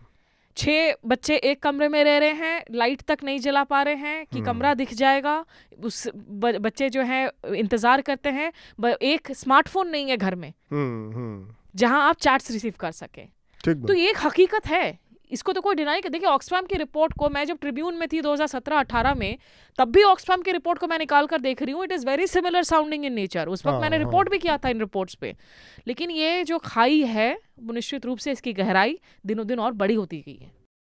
शार्दुल, आपने भी इस रिपोर्ट को देखा है, आपकी अपनी क्या प्रतिक्रिया समझ में आई, ये जो पूरा आंकड़े जो नजर आए सामने? देखिए, मैं आर्थिक मामलों में बहुत कच्चा हूँ, मैं ये पहले ही बता देता हूँ, लेकिन अभी जैसे आपने जो बातें उठाई, लेकिन कहूंगा कुछ जरूर। मैं कहूंगा जरूर। देखिए है क्या, एक तो पहली बात, कौन यहाँ जानकार कौन? अर्थशास्त्र का ज्ञाता या कोई नहीं है। मैं नहीं हूँ, मैं अपने बारे में जानता हूँ। बहरहाल, एक तो सबसे पहले इस रिपोर्ट पर कई पत्रकारों ने, जिनमें से एक नाम तो मैं ले सकता हूँ, शेखर गुप्ता ने भी इसकी कैलकुलेशंस पर बात उठाई कि इसमें कुछ गणना की गड़बड़ियाँ हैं। जैसे कि उन्होंने भारत के निचले 50% लोग, जिनका आपने जिक्र किया, 6.7% वो देते हैं इनडायरेक्ट टैक्सेस में, ऊपर वाले 0.7 देते हैं। अब लेकिन हम समान नागरिकता में भी तो बात करते हैं। क्या आप अलग अलग लोगों को अलग अलग टैक्स करेंगे उनकी क्षमता के हिसाब से, जो उन्होंने अपने पुरुषार्थ की बात कर रहा हूँ, लेकिन उन्होंने अपनी क्षमता के हिसाब से अगर उन्होंने कमाया है। आप पूंजीवाद में सुधार करिए ना। अमीर लोगों पर, जो खासतौर से बिलियनर्स हैं, उन पर टैक्स लगाने का मैं हमेशा से समर्थक रहा हूँ। व्यक्तिगत तौर पर इन पर टैक्स ज़्यादा लगना चाहिए, खासतौर से वेल्थ टैक्स और कैपिटल गेंस टैक्स। आपको अगर याद हो, कुछ साल पहले जब भारत में कैपिटल गेंस टैक्स लगा था तो बड़ा शोर मचा था। होता क्या है, पैसा स्टॉक मार्केट में मल्टीप्लाई होता रहता है, और अगर कैपिटल गेंस टैक्स नहीं होगा तो उनका पैसा लगातार बढ़ रहा है। और वही चीज़ जो हम बात कर रहे हैं, असमानता, समाज की जो गरीबी है, उससे देश की कोट अनकोट ये जो जीडीपी है और अमीरी के आंकड़े हैं, इनमें एक डिस्कनेक्ट दिखाई पड़ता है। लेकिन अगर आप इस पूंजीवाद पर पूरा बात करेंगे कि भाई एक व्यक्ति सक्षम है, उसके पास ज़्यादा साधन है, दूसरे के पास नहीं है, तो आप ये सुनिश्चित करिए ना कि भारत में सब लोग टैक्स दें। कितने लोग भारत में टैक्स देते हैं? भारत में सारे लोग टैक्स देते हैं, इनडायरेक्ट टैक्स देते हैं, लेकिन डायरेक्ट टैक्सेशन में नहीं। तो यहाँ तो असली डिस्पैरिटी तो इनडायरेक्ट टैक्स में ही सामने आ रही है। तो बात कहाँ आई? बात आ गई कि हमें टैक्स व्यवस्था को सुधारने की जरूरत है। एक तरफ आप दो तरह की बातें कर रहे हैं। एक तरफ आप कह रहे हैं कि क्या हम दो अलग अलग तरह के लोगों से अलग अलग टैक्स ले, फिर आप कह रहे हैं कि व्यवस्था में सुधार की भी जरूरत है। तो सुधार की जरूरत है ना। आपको ज्यादा से ज्यादा लोगों को टैक्स के परव्यू में लाना पड़ेगा और इस टैक्स व्यवस्था को सुधारना पड़ेगा, मॉडर्न करना पड़ेगा। बिलियनर्स के साथ दिक्कत यह, अभी डावोस की बात हुई, ये सारे के सारे कुचक्री लोग हैं। ये केवल प्रोपेगेंडा फैलाते हैं सब जगह और अपना जेब भरते हैं। ये सब कैपिटलिस्ट हैं। ऑक्सफैम के फंडर्स कौन है? HDFC। फिर कॉन्ट्रडिक्शन कर दिया आपने। तो कॉन्ट्रडिक्शन बात में कॉन्ट्रडिक्शन है ना। इस कॉन्ट्रडिक्शन को तो इसे सामने रखना है। ऑक्सफैम ये बात कह रहा है, लेकिन ऑक्सफैम को कौन फंड कर रहा है? HDFC, Dell, Bill and Melinda Gates, दुनिया के सबसे अमीर लोग। अब मैं ऑक्सफैम पे उंगली नहीं उठा रहा, लेकिन फिर आप गणना तो ठीक से करिए। और अगर आप इस पूंजीवाद पूरे को हटाने की बात कर रहे हैं और प्रशासन या सरकार इस चीज का निर्णय करे, बहरहाल ये रिपोर्ट सिर्फ इसलिए कम से कम इस बिना पर खारिज नहीं की जा सकती कि ऑक्सफैम को कौन लोग हाँ, फंड बिल्कुल कर मैं रहे वो हैं। नहीं कह रहा। हाँ, मैं ये कह रहा हूँ ये फिर एकदम बहुत ही फ्रेजाइल और बहुत स्लिपरी ग्राउंड हो जाता है। कल को हमने बड़ी अच्छी नीयत से ऑक्सफैम इंडिया के साथ डाइवर्सिटी पे एक रिपोर्ट की थी, तो कोई उसको भी खारिज कर देगा? मैं ये नहीं कह रहा। आपको मेरा कहने का मतलब है कि जो क्रिटिसिज्म हो वो बहुत सॉलिड ग्राउंड पे होना चाहिए। बिल्कुल। तो आप पूंजीवाद को फिर आप क्या वो जो पुराने कम्युनिस्टवाद थे उसमें करना चाह रहे हैं? अब देखिए, आपने बात की पहले लोगों में अंतर इतना, भारत पहले आमूल चूल रूप से गरीब था, सभी गरीब थे हम कलेक्टिव। अब भारत के जो हमारी क्या बोलते हैं उसको, जो सरकारी फंड है उसमें भी वृद्धि हुई है। अब लोग आगे बढ़े हैं, वो इन व्यवस्थाओं का लाभ उठा के आगे बढ़े हैं। इसमें कोई शक नहीं कि कॉरपोरेट और अमीर लोग व्यवस्था का उसको तोड़ मरोड़ कर आगे बढ़ते हैं, लेकिन उस व्यवस्था को ठीक करना सरकार का काम है। वेल्थ डिस्ट्रीब्यूशन में सरकार नहीं पड़ सकती। आप देखिए, पहले एक फ़ोन के लिए, एक गाड़ी के लिए आप फॉर्म भरिए, महीनों खड़े रहिए, सब चीज़ सरकार के पास थी। अब अलग अलग जगह लोग नारे लगाते थे। कम्युनिज्म पूरी दुनिया में बैठ चुका है। जिसके भी एक हाथ में पावर आती है फिर वो कभी छोड़ता ही नहीं। कम्युनिज्म की बात ही नहीं है यहाँ पे। तो मसला ये है कि गरीबी, आज लोग गरीबी से भी निकल रहे हैं, लेकिन साथ में वो जो गरीबी से निकल रहे हैं, असमानता बढ़ती जा रही है। हाँ? अब रिसोर्सेज तो सरकार के हैं ना, अगर असमानता बढ़ रही तो वो असमानता ना बढ़े, ये काम सरकार का है ना। और ये असमानता कुछ 21 लोगों को या 1% लोगों के जेब में न जाए, ये नज़र कौन रखेगा? रिसोर्स तो कंट्री का है ना, देश का है। सरकार तो आ जाए चली जाए। तो ये मसला वहाँ पे सुधार का है कि वो कुछ लोगों की पॉकेट्स में इनरूट कैसे हो रहा है। वही तो क्रोनी कैपिटलिज्म है। आपको फिर कैपिटलिज्म के सिस्टम को सुधारने, क्रोनिज्म जो है ना इसका, कैपिटलिज्म का, आप अपने लोगों को दे रहे हैं, उसको ठीक से नहीं चला रहे ना। कम्युनिज्म फेल हो चुका है, क्रोनी कैपिटलिज्म इधर है, तो रास्ता कम्युनिज्म, और ये तो रास्ता किधर है? रास्ता नहीं है कोई। इतना आसान रास्ता नहीं होता ना, रास्ता निकालना पड़ता है। आनंद कुछ कह रहे हैं, बहुत देर से सुन रहे थे आप, और लंबी आहें भी ले रहे हैं। नहीं मतलब हाँ। जैसे वही है कि जो रेडिकल कोई इसमें कोई अप्रोच काम नहीं करेंगे। रेडिकल समाधान नहीं, जैसे कि ऑक्सफैम को कौन स्पॉन्सर कर रहा है, फिर जो है कैपिटलिस्ट आइडिया पे ही चले जाइएगा, तो कैपिटलिज्म को दरकिनार करके कोई रास्ता निकाला जाए तो मेरे ख्याल से रेडिकल चीज़ों को उठा पटक करने का समय नहीं है। लेकिन ये एक है कि जैसा कि हम सभी लोगों ने इस पे बात की कि ये एक गरीबी की रिपोर्ट नहीं है, ये एक रिलेटिव रिपोर्ट है, रिलेटिव मेजर है कि दूसरे एक क्लास से दूसरे क्लास के बीच में कितना अंतर है। तो ये एक रिलेटिविटी की मेजर है, इकोनॉमिक रिलेटिविटी कह सकते हैं इसको। तो एक चीज़ और है इसमें कि जो मध्य वर्ग है भारत में जो है, एक आर्थिक रूप से निम्न शब्द कहना ठीक नहीं होगा, लेकिन जो निर्बल कह सकते हैं, तो आर्थिक रूप से जो निर्बल है वो एकदम जो नीचे है उसको हटा दीजिए। लेकिन भारत में एक ये भी एक सोशियोलॉजिकल फैक्ट है कि सभी लोग अपने को मिडिल क्लास आइडेंटिफाई करते हैं कि हम भाई मिडिल क्लास के हैं। वो जो है ठेला लगा रहा है वो भी कभी कभी मिडिल क्लास ही अपने को बोलता है, और आप भी मिडिल क्लास ही बोलते हैं। तो मेरा पड़ोसी भी मिडिल क्लास ही बोलता है खुद को। तो जिसके पास 7 गाड़ी है, जिसके पास 7 SUVs है। तो और जो शहरी क्षेत्रों में जो गिग इकॉनमी आई है, जिस न्यू मिडिल क्लास भी जिसको, और आज जो सत्तारूढ़ पार्टी है उसको बहुत टारगेट करती है न्यू मिडिल क्लास, तो वो भी है। तो एक economic think tank times of India में परसों एक रिपोर्ट था, उसने इस वर्ग को करीब 30% भारत का माना है, मिडिल क्लास को। ये एक सोशियोलॉजिकल भी क्लास है और एक इकोनॉमिक भी क्लास है। जो अपने को सेल्फ आइडेंटिटी जो कर रहा है कि मैं मिडिल क्लास हूँ, वो तो एक सोशियोलॉजिकल फैक्ट है। लेकिन अब ऑक्सफैम वाला वर्गीकरण जो होगा वो एक इकोनॉमिक मेजर होगा कि, और ये इसलिए भी जानना ज़रूरी है कि जो अतुल जी GST की बात कर रहे थे, तो जो मिडिल क्लास है वो गुड्स एंड सर्विसेज टैक्स में जो सर्विस का उपभोक्ता होगा वो ज़्यादा होगा। और क्योंकि ग्रामीण क्षेत्रों में ये जो स्वघोषित मिडिल क्लास है वो बढ़ा है, और शहरी क्षेत्रों में तो बहुत ज़्यादा बढ़ा है। तो ये स्वघोषित जो मिडिल क्लास है वो बहुत सारी ऐसी सर्विसेज जिसका वो तब उपभोक्ता नहीं था जब वो मिडिल क्लास नहीं था, वो अब हो गया है। तो अब वो GST को पुश करेगा। तो ये भी है। और मेरे ख्याल से शार्दुल जी का एक बात जो है वो शायद वो बोलना वो चाहते थे कि जो टैक्स जो कलेक्शन है उसको सुदृढ़ करने की ज़रूरत इसलिए है कि सरकार के पास संसाधन बढ़ेंगे, या उसको फिर नहीं, ये जो डिस्पैरिटी है उसको उसमें सुधार की जरूरत है। जैसे एक बड़ी चीज़ थी जो इनडायरेक्ट टैक्सेस को कैसे संतुलित किया जाए या उसमें कैसे रैशनैलिटी लाई जाए कि भाई अब सबसे जो कम जो हिस्सा है जो सबसे बड़ा है 70%, 70 करोड़ के आसपास, वो सबसे ज़्यादा दे रहा है, जिसके पास सबसे ज़्यादा वो, तो उसमें किस तरह के चेक्स एंड बैलेंसेस हो सकते हैं वो रास्ता खोजना सरकार का काम है। बात वो है। देखिए, ये मैं आनंद की इस बात से सहमत हूँ जो उन्होंने कहा कि आप रेडिकल रिएक्शन जो है यहाँ पर आप नहीं ढूंढ सकते हैं। अब चीन के अंदर आज की तारीख में ऐसे हालात हैं कि अब जैकमा जैसे जो बड़े इंडस्ट्रियलिस्ट हैं, अब किसी की भी इंडस्ट्री किसी भी दिन जो है वहाँ की कम्युनिस्ट पार्टी जो वहाँ की सरकार है वो उठा ले सकती है। इंडस्ट्रियलिस्ट वहाँ से गायब हो जाते हैं रातों रात, कोई खबर नहीं होती है। वैसा आप इंडिया में आप वैसा भी नहीं कर सकते हैं, वो उचित भी नहीं है। दूसरा, वेल्थ टैक्स को भी आप किस तरीके से लगाएंगे, ये भी अपने आप में एक बड़ा कॉम्प्लिकेटेड क्वेश्चन है, क्योंकि अभी जितने भी फाइनेंशियल इंस्ट्रूमेंट्स हैं सब में अलग अलग तरीके के टैक्सेस हैं। आप डिबेंचर्स हो, आप तमाम तरीके की आप इन्वेस्टमेंट्स वगैरह कर रहे हैं।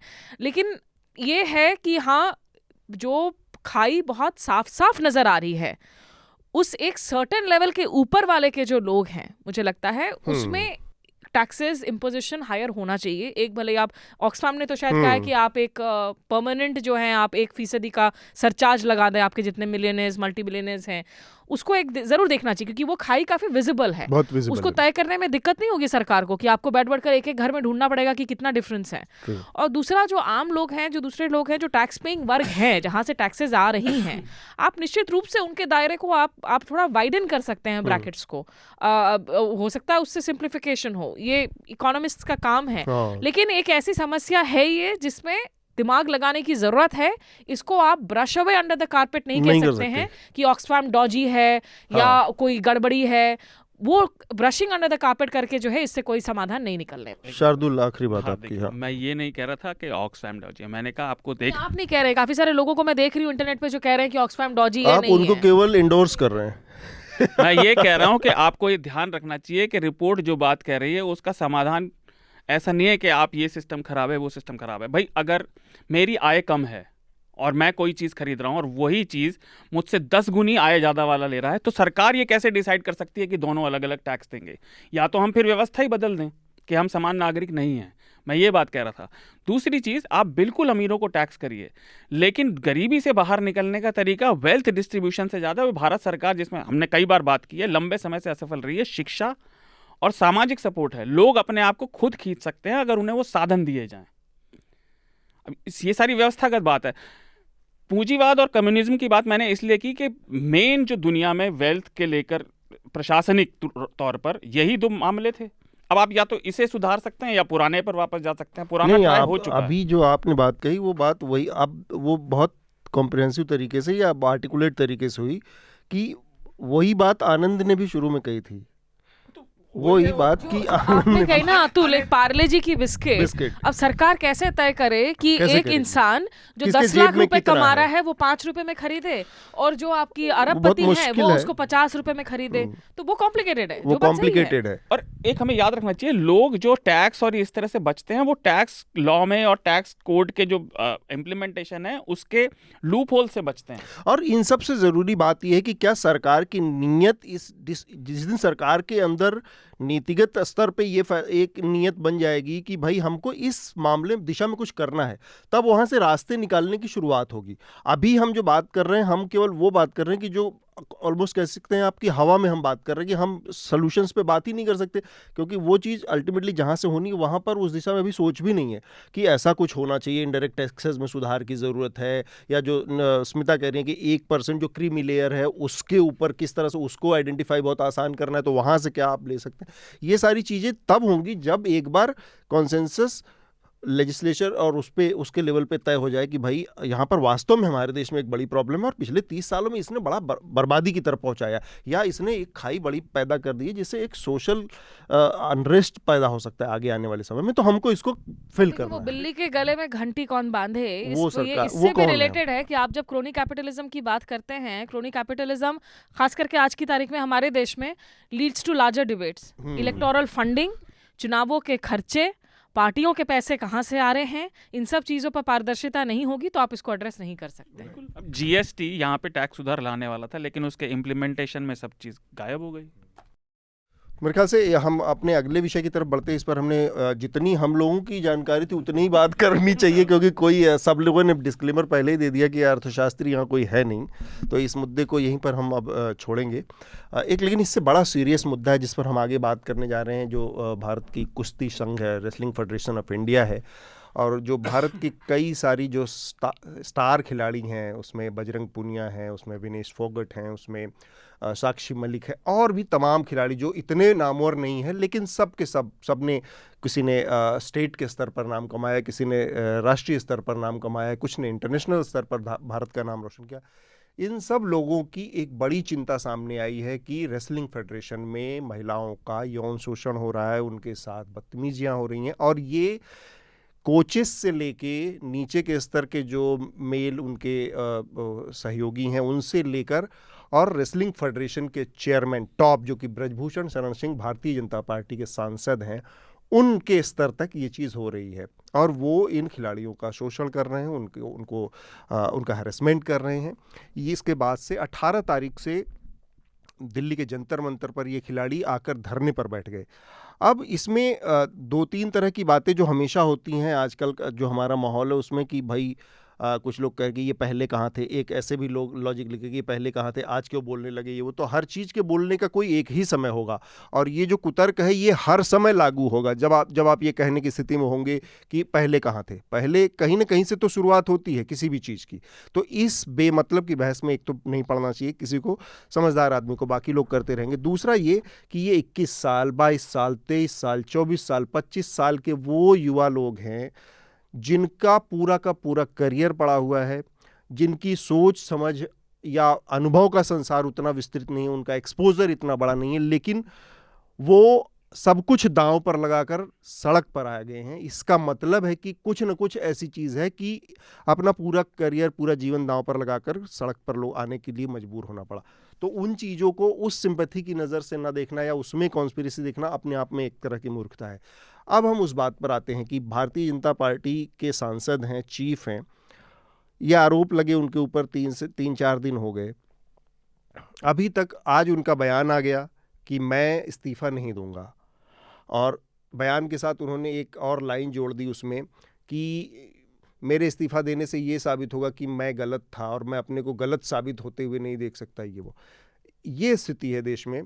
और प्रधानमंत्री ने इतनी बार महिला सशक्तिकरण से लेकर इतनी सारी योजनाएं शुरू की, उन्होंने बेटी बचाओ बेटी पढ़ाओ से लेकर, और इन खिलाड़ियों के साथ उनकी कितनी सारी फोटो जब भी वो जीतते हैं वो, लेकिन प्रधानमंत्री की तरफ से भी कोई बयान नहीं। सरकार कम से कम इस मामले में जो सुप्रीम कोर्ट की गाइडलाइन है, विशाखा गाइडलाइंस हैं, उसके आधार पर अगर देखा जाए तो चीफ के ऊपर महिलाओं ने आरोप लगाया है हरासमेंट का, और power of position of power में एक बैठा हुआ आदमी है, तो कानूनन नीतिगत तरीके से सबसे पहले उसे उस पद से हटाया जाना चाहिए था। इसके बाद किसी फेयर इन्वेस्टिगेशन की, ईमानदार जांच पड़ताल की स्थिति बनती, आगे की बात होती। वो भी नहीं होता दिख रहा है। स्मिता, मैं सबसे पहले आपके पक्ष जानना चाहूँगा, क्योंकि ये खेलों के बारे में दबी छुपी बिट्स एंड पीसेस में, छोटे छोटे हिस्सों में हमेशा कहानियाँ आती हैं, नेशनल इंटरनेशनल हर जगह ये सब होता है। इसके बावजूद इस पर कोई बहुत सीरियस, कोई गंभीर बहस नहीं होती, और ये आज की जो स्थिति है इसमें ये एक तरह से बांध टूट जाने वाली बात है कि सब के सब सड़क पे आके बैठ गए लोग। तब भी सरकार की मतलब हो सकता है कि 2 दिन बहुत जल्दी हो। क्या जल्दी होता है 2 दिन? कम से कम सरकार के शीर्ष पर बैठे लोग कुछ तो मैसेज दे सकते हैं, वहाँ पर चुप्पी थोड़ी सी दिखती है। जो मैसेजिंग दी है वो ये दी है कि बबीता फोगट पहुंची थी जंतर मंतर, सरकार की तरफ से संदेशा ले जाकर कि हम लोग बात करेंगे, और स्पोर्ट्स के मंत्रालय के अधिकारियों से बातचीत हुई। आज पीटी उषा जो कि इंडियन ओलंपिक एसोसिएशन की चीफ हैं, उन्होंने सिरे से ट्वीट वगैरह किया कहते हुए कि हम जो है मामले की जांच करवाएंगे। लेकिन मुझे हैरानगी, उन्होंने कहा आके मिले वो खिलाड़ी। देखिए, मुझे हैरानगी इस बात की हो रही है अतुल कि सबसे पहले तो भाई ये जो एक डिफायंस है ना, जब इस तरह के आरोप आते हैं और सरकार की तरफ से, सबसे पहले तो आप इस पदाधिकारी को आप सस्पेंड तो कर सकते हैं ना, condition subject to investigation and inquiry. आपके एक से बढ़कर एक धुरंधर खिलाड़ी यहाँ पर बैठे हुए हैं, और देखिए इन लोगों ने इतनी संजीदगी दिखाई है कि जब सीपीएम नेता वृंदा करात पहुँचती है तो उनको स्टेज तक नहीं लेने के लिए दिया, अलाउ नहीं किया। उन्होंने कहा कि नहीं, हम नहीं चाहते कि कोई राजनीतिक पार्टी आकर जो है हमारे इस मोर्चे को इस वक्त अपने राजनीतिक एजेंडे के लिए इस्तेमाल करे। मौन प्रोटेस्ट पर बैठे हुए हैं ये खिलाड़ी। ओलंपिक गेम्स, विनेश फोगाट को देख लें आप, कॉमनवेल्थ गेम्स में 3 बार वो स्वर्ण पदक जीत चुकी हैं।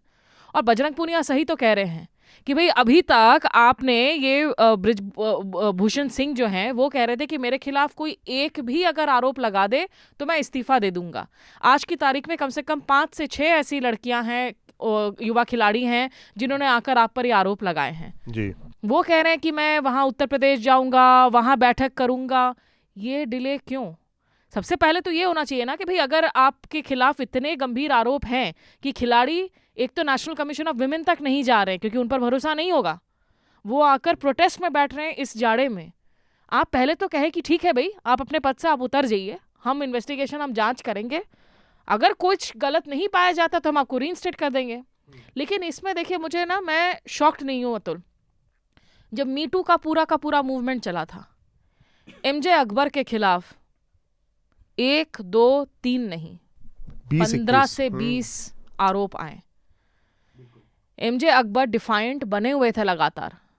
कोर्ट में भी जाने के पहले जब वो जूनियर मंत्री बने हुए थे विदेश मंत्रालय में, और मैंने सुषमा स्वराज को घेरा था, तब मैं ट्रिब्यून से थी, मोबाइल फ़ोन पर मैंने सुषमा स्वराज को पूछा था कि एक महिला नेता होने के नाते, स्वर्गीय नेता हैं वो, हमेशा से बड़ी वोकल थी, फायरी थी ओरेटर, कि क्या आप कुछ कहना चाहेंगी, क्या इस मुद्दे को कम से कम अंदरूनी जांच होगा? नहीं, सरकार की तरफ से उस वक्त नहीं हटाया गया था ना। एमजे अकबर को काफी लंबी रोप दी गई थी, काफी लंबा, वो विदेश दौरा भी करके लौटे थे। उसके बाद आकर जब बहुत मामला, क्योंकि अंदर कुछ पेचीदगियां हो गई थी जिनका मैं जिक्र नहीं कर सकती हूँ, अंतिम में उन्होंने कहा कि ठीक है मैं रिजाइन कर रहा हूँ। ये नहीं कहा गया कि सरकार ने उनको निकाला है, मैं रिजाइन कर रहा हूँ और मैं मामले को जो है मैं डेफेमेशन का मामला लेकर जाऊंगा यहाँ पर कोर्ट में। तो ये जो सरकार का रवैया है ये बार बार देखने को मिला है।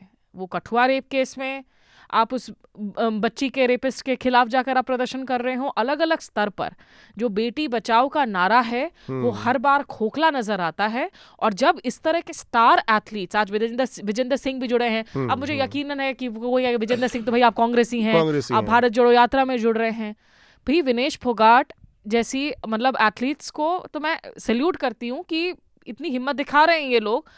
The least you can do out of respect, जो खिलाड़ी आपके लिए इतनी गर्व के वजह बन रहे हैं, ठीक बात, कि आप कह दें कि ठीक है बृजभूषण सिंह आप फिलहाल आप ऑफिस नहीं जाएंगे, हमारी इन्वेस्टिगेशन होगी, अगर आप सब कुछ साफ पाएगा तो आपको रीइंस्टेट करेंगे।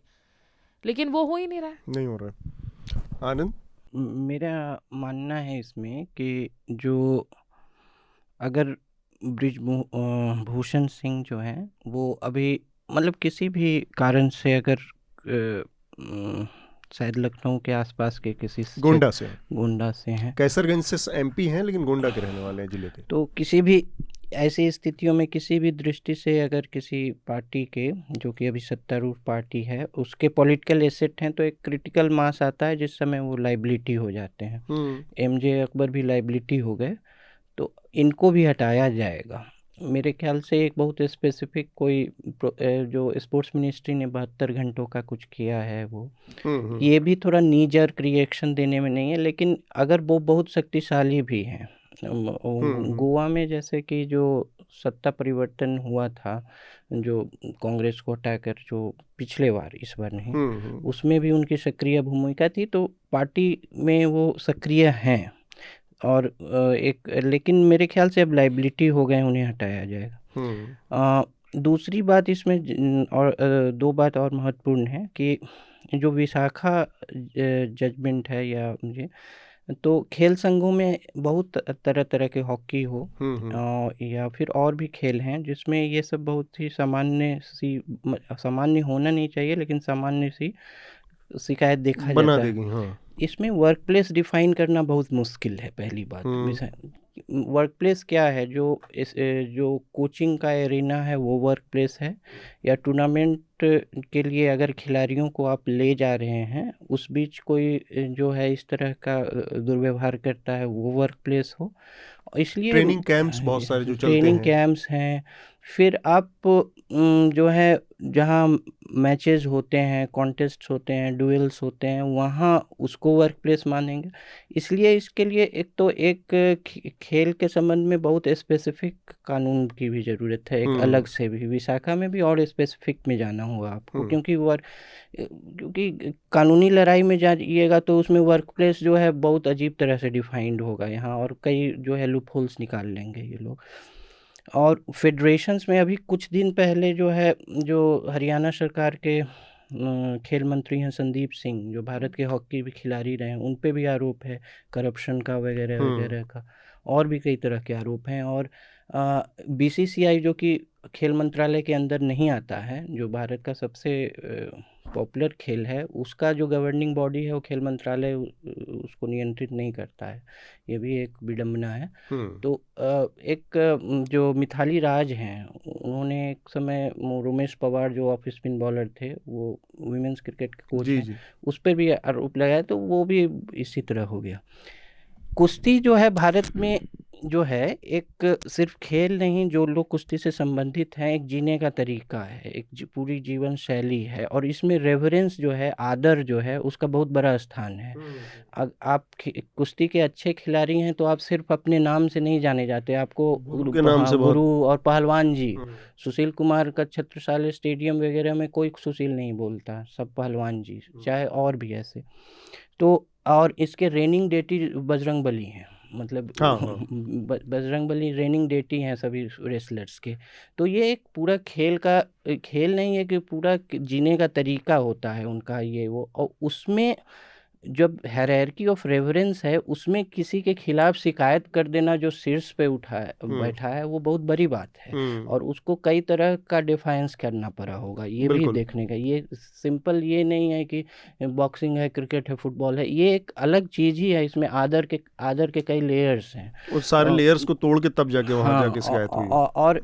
और इसमें एक और बजरंग पुनिया का साथ आना, आप जैसे कुश्ती के आंतरिक पॉलिटिक्स में जाइएगा तो जो इसमें ज़्यादातर इसमें जो है सत्तारूढ़ पार्टी के ही समर्थक हैं, ये फोगट परिवार वगैरह कई लोग। तो बजरंग पुनिया दूसरे कैंप के माने जाते हैं, क्योंकि इसमें ज़्यादातर जो है मतलब जाति पे नहीं जाऊँगा, लेकिन कि जाट और पुनिया जो है विभाजन भी है आंतरिक पॉलिटिक्स में। लेकिन बजरंग पुनिया का भी साथ आ जाना, हालांकि वो फोगट बहनों में से किसी एक से उनकी शादी हुई है, शायद संगीता फोगट से। तो और बजरंग पुनिया का भी बबीता फोगट भी बाद में समर्थन में हाँ, आई, जिनको सरकार हाँ, वो बन के गए। तो हाँ, लेकिन वो सरकार के नुमाइंदे के तौर पर देखी जा रही थी। वो जंतर मंतर गई थी वो संदेशा लेकर, लेकिन यही कहा कि आकर मुलाकात करें। तो बजरंग पुनिया का आ जाना, इसका मतलब जो ये डिवीज़न के जो फॉल्ट लाइन्स है इनको दरकिनार करके सभी खिलाड़ी सामने आए हैं। तो ये एक तरह से शुभ संकेत भी है कि मतलब आपसी जो विभाजन है उसको, और ये भी है कि इनके पास दमदार बात है, सॉलिड है इनका, सॉलिड बात आरोप है, इनका तर्क वाला है। शार्दुल, एक बार फिर से खेल में आपकी बहुत कम रुचि रहती है, लेकिन ये खेल से इतर मसला है और ये करप्शन का मसला है या? देखिए, जो बात आनंद ने कही, हायरार्की ऑफ रेफरेंस, मैं इसे ज़रूर कहूँगा ये हायरार्की ऑफ रेफरेंस से ज़्यादा हायरार्की ऑफ एक्सप्लॉयटेशन है। गुरु के नाम पे लोग कितने लंबे समय से कितने लोगों का शोषण करते रहे हैं, सबको पता है। और ये ज़बरदस्ती का रेफरेंस जो भारतीय समाज में पेला जाता है कि नहीं आप करेंगे, भाई आप अपना काम करिए, आदर आप अपने पास रखिए, घर में रखिए, है ना। आदर का मतलब ये है कि मतलब आप किसी का शोषण करेंगे। अभी वो लड़कियां क्या कह रही हैं कि इनका घर लखनऊ में, इसलिए हमारे कैंप लखनऊ में ज़्यादा लगते हैं। ये बात बहुत प्रेस कॉन्फ्रेंस वो आज गोंडा में कर रहे हैं, क्योंकि उनको लग रहा होगा कि अपने लोग अपने पत्रकारों के बीच में अपनी बात करें, कोई ग्रिलिंग नहीं होगी। वो भी अपने आप में दबंग ही है ना। आप संदेशा क्या दे रहे हैं, आप सिग्नलिंग क्या कर रहे हैं? मैं जैसे चाहूंगा करूंगा। एक तो भैया स्पोर्ट्स के साथ आपका नाता हो या ना हो, आप फेडरेशन लीड कर रहे हैं, आप सत्तारूढ़ पार्टी से रिलेटेड हैं, आपको जब मर्जी आप वहां प्रेस कॉन्फ्रेंस में जवाब देंगे, और आप एक रोल ऑफ डिफाइंस के साथ आप लगातार लगे रह रहे हैं। वो तो डिफाइंस है ही, लेकिन उनको आप अगर आप इस तरीके से लगातार इतनी लंबी आप रस्सी दे रहे हो, सरकार की तरफ से संदेशा किया जा रहा है। बहुत सारी अच्छी सुधार हुए हैं स्पोर्ट्स बॉडीज़ में, फेडरेशंस के अंदर पिछले कुछ सालों में, इसमें कोई डिनाइंग नहीं है। लेकिन जहाँ तक महिला सुरक्षा का मामला है, एथलीट्स की सुरक्षा का मामला है, बहुत गलत संदेशा जा रहा है। Every day of a delay is sending a very wrong message. मैं ये कह रहा था कि इस चीज़ को वेरीफाई करना कि लखनऊ में कैंप ऐसे लगे या नहीं, बहुत आसान है। लेकिन उसको ना करने की इच्छा कहाँ से पैदा होती है? क्योंकि इन सब लोगों को लगता है अरे बच जाएंगे, ये हमारा क्या कर लेगी लड़की। मैं ये नहीं कह रहा कि शोषण यौन या शारीरिक लड़कों का नहीं होता, लेकिन यहाँ पे एक सामाजिक विभाजन की बात हो रही है। हमेशा इन लोगों को लगता है अरे बच जाएंगे, क्या कर लेगी। और हमारा समाज भी विक्टिम पर उंगली उठाने में ज़रा भी नहीं चूकता। आप मौका देखते ही वो उठाता है। पहली चीज़, ये बात हमने जब अंजलि की बात हो रही थी तब भी कही थी। इन पहलवानों को यहाँ तक आना पड़ा, हमने रिपोर्ट की है, वो मेरा आज का एक रिकमेंडेशन भी है। जो पॉश की गाइडलाइन है, जिस हिसाब से कमेटी बननी चाहिए, इस भारतीय कुश्ती संघ ने इतनी जहमत नहीं उठाई कि उसको कानून के हिसाब से बनाए। क्यों? क्योंकि हर किसी के पीछे इन साहबों को, आदरणीय कोट एंड कोट लोगों को लगता है कि अरे कोई नहीं पूछने वाला इन चीज़ों में। और ये चीज़ हमारे समाज में निहित है, हमारे नहीं दुनिया के अधिकतर समाजों में निहित है। और इसके बारे में लोग बात नहीं करेंगे, क्योंकि अरे भाई आप आदर से बात करिए, माननीय मंत्री जी हैं या माननीय अध्यक्ष, भाई वो माननीय तब होंगे जब वो मान के लायक काम करेंगे। वो अपना काम कर रहे हैं, उसकी उन्हें तनख्वाह मिलती है, उन्हें अतिरिक्त आदर की ज़रूरत नहीं है। हर चीज़ में रेफरेंस को घुसाने देने से क्या होता है ना कि वो इंटेंजिबल बन जाता है कि आप सवाल क्यों उठा रहे हैं। अगर किसी महिला को दिक्कत है, आप जब महिला कुश्ती कैंप लगा रहे हैं तो आपको ये ध्यान रखना पड़ेगा छोटी छोटी चीज़ों का, जो पुरुषों के कैंप से अलग होंगी। वो कोच की सहूलियत के हिसाब से नहीं, कैंप अटेंड आदर्श रूप में कैंप को अटेंड करने वालों की सहूलियत से होना चाहिए। कोच एक व्यक्ति है, वहाँ अटेंड करने वाले लेट्स अज्यूम 100 हैं। लेकिन ये पारदर्शिता सिस्टम में तब आएगी जब आप इसको ईमानदारी से सुधारेंगे। इसके अलावा मैं और क्या कह सकता हूँ, महिलाओं पे और जो भेदभाव होता है उस पर 1000 बार कितनी बात हुई। तो न्यूज़ लॉन्ड्री पर एक रिपोर्ट भी है, बसंत और तनिष्का ने की है। आप देखिए कि ये जो कुश्ती संघ है, इसके अंदर जो सेक्सुअल हैरेसमेंट कमेटी है, जो पॉश जिसका जिक्र अभी शार्दुल कर रहे थे, उस कमेटी में भी कितनी ग्लेयरिंग गैप्स हैं, इतने सारे कि एक लेडीज़ को, किसी महिला को उसका चीफ होना चाहिए, एक पुरुष को चीफ बना रखा है, आधी महिलाएं होनी चाहिए, सिर्फ एक महिला है, वो भी साक्षी मलिक, जो खुद विरोध कर रही हैं आज साथ में बैठ के। एक स्वतंत्र सदस्य होना चाहिए था बाहर का, ऑर्गेनाइजेशन से बाहर, कोई बाहर का नहीं है। एक महिला होनी चाहिए थी बाहर की, कोई महिला नहीं है, लीगल फ्रेटर्निटी से कोई। ये हालत है, इतनी ग्लेयरिंग गैप से, इतनी चीज़ों को नज़रअंदाज करके इनकी कमेटी बनाई गई है। वो अपने आप में उस पैट्रियार्की का उद्घोष करती है कि 5 लोगों में 4 पुरुष हैं और 1 महिला, और वो महिला खुद विरोध कर रही है बैठ के उनके साथ। आज ये हालत है उस कमेटी की। तो उस कमेटी की विश्वसनीयता के ऊपर आप देख सकते हैं, ये न्यूज़ लॉन्ड्री पर रिपोर्ट है। हाँ, एक छोटी सी बात और अतुल, आप ये देखेंगे इनसे, इस तरह के मामलों से मुंह फेरने वाले या उनको साइड कर देने वाले अधिकतर लोग वो हैं जो फिर गुणगान करते हैं, अरे हमारे ज़माने में बड़ी चीज़ें अच्छी थी। भाई आपके ज़माने में ये बातें पता भी नहीं चल पा रही थी। कोच कितने लंबे समय से कर रहे हैं। आप किसी भी जगह के यूनिवर्सिटी की महिला खिलाड़ियों से बात कर लीजिए कि उनसे कोच कैसे बिहेव करते हैं। ठीक बात। हर शहर में एक स्टेडियम या यूनिवर्सिटी है, कौन से गुरु, काहे के गुरु। कुछ स्मिता और आनंद, आप लोगों को इस पर और कुछ जोड़ना है?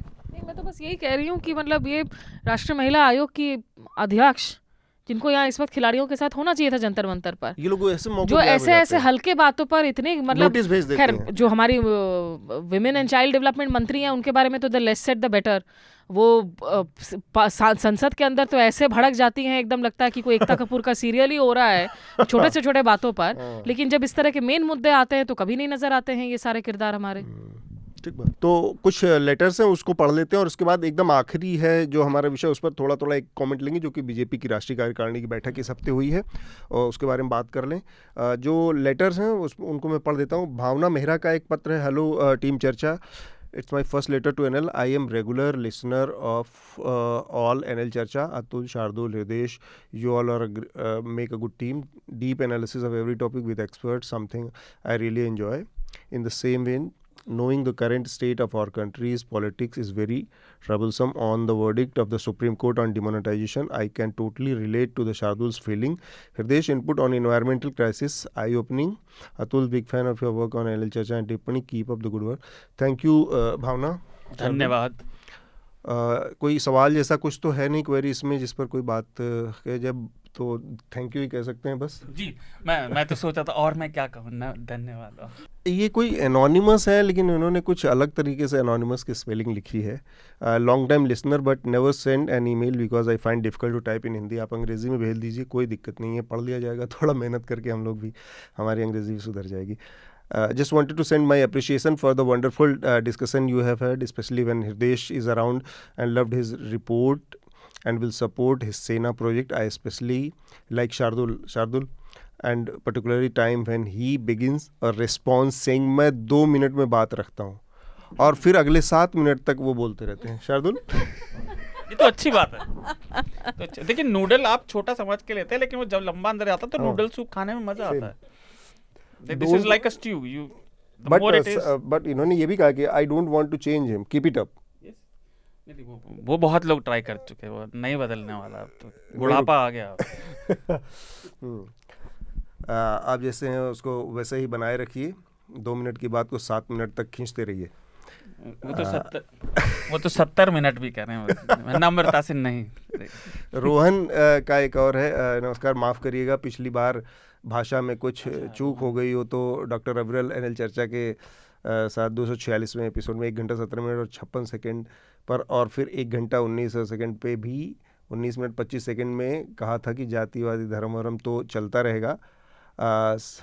समझता हूँ कि डॉक्टर साहब का मतलब अंधविश्वास से, बिल्कुल वही बात थी कि उनका जातिवादी धर्म तो बात की बात है। अभी जो संकट है वो पेंडेमिक का संकट है, और आप लोग इसको सिर्फ साइंस से ही निपट सकते हैं। मतलब इनके पहले चिट्ठी पर जो हम लोगों ने टिप्पणियां की थी अपने पिछले एपिसोड में, कम से कम वो जो है वो समझ में आ गया फिर। हाँ, और विज्ञान के ऊपर बाकी चीज़ें हैं। तो थैंक यू रोहन, एनोनिमस और भावना, आप लोगों के चिट्ठियों के लिए। रोहन ने आध्यात्म की बात किया। रोहन, आप बिल्कुल जैसा आप चाहते हैं आध्यात्म करिए। आनंद यहाँ पर हैं, वो भी बता देंगे। हम दोनों ही NL के न्यूज़ लॉन्ड्री के रिलीजन वाले पॉडकास्ट में थे, पर मैं कहूँगा देखिए, आपके लिए भक्ति योग हो सकता है, दूसरे के लिए कर्म योग है। आपको दूसरे को जज नहीं करना चाहिए। I think it's nice of him कि वो अपनी समझ भी रहे हैं कि कौन सी बात गलत थी, और फिर उस पोजीशन को एक्सेप्ट करते हुए वापस से आप लोगों को चिट्ठी लिखी है। मुझे लगता है ये एक सराहनीय कदम है। बिल्कुल। तो ये 3 लेटर थे। आप लोग अपने लेटर्स हमें भेजते रहें। जैसा कि पता मैंने पहले भी बताया, newslaundry.com/podcast-letters पे आप अपना हमें लेटर लिख सकते हैं चर्चा को। इसके अलावा podcasts@newslaundry.com पर भी ये 2 पते हैं जहां पर आप अपनी चिट्ठियां हमें भेज सकते हैं।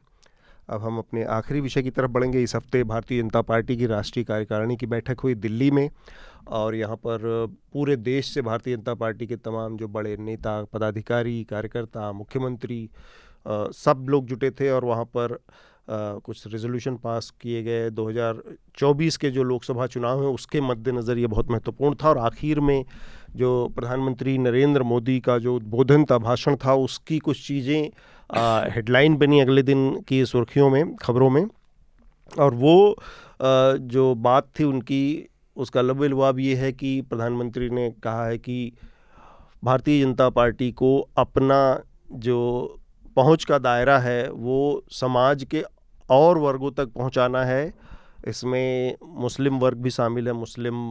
उन्होंने स्पेसिफिकली जो खबरें आई उसमें मुस्लिम बोहरा वर्ग का नाम लिया, और कुछ अलग जो पसमानदा वर्ग है मुस्लिम का, उनका नाम लिया, और कहा कि इन तक पहुंचने। और साथ में उन्होंने ये भी जोड़ा कि इलेक्टोरल नफ़े नुकसान को किनारे रखकर आप इन तक पहुंचिए। मिले वोट मिलेंगे नहीं मिलेंगे, वोट को ध्यान में रखना आपकी ज़रूरत नहीं, मिलना ज़रूरी है उनसे।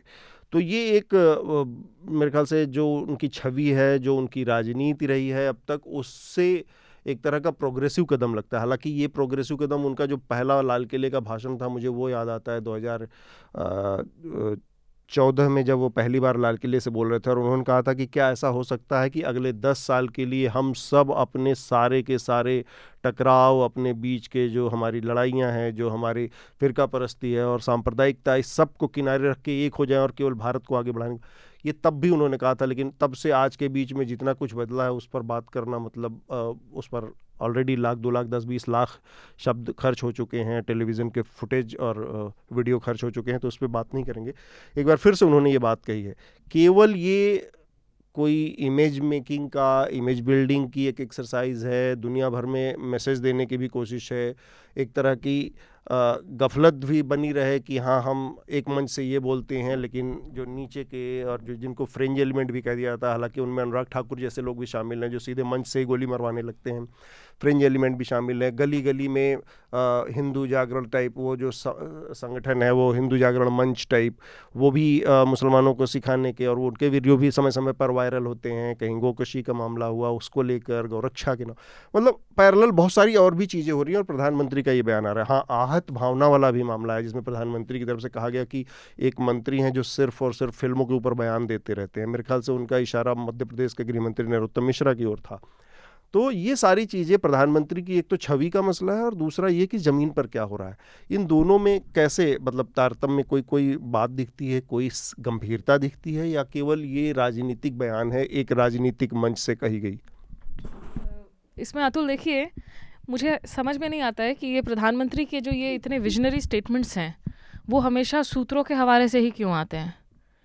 जिन प्रधानमंत्री के पास में मन की बात है, ट्विटर एक्सचेंज है, ये बात आप टाइम पर आप खुद ही आकर, और पूरा का पूरा 9 PM का स्लॉट ही है आपके पास में। और इनका तो मतलब प्रधानमंत्री को तो एक एक क्षण काटा जाता है वीडियो पर, टेलीविजन चैनल तो में दिखाते, ये तो बातें मैं इनकी रैलियों में क्यों नहीं सुनती, ये बातें मैं इनके राजनीतिक भाषणों में क्यों नहीं सुनती। ये तो अच्छी बातें हैं ना, ये तो आप आकर सबके साथ आप जोर से कहें, आपकी बातों का डेफिनेटली असर होगा।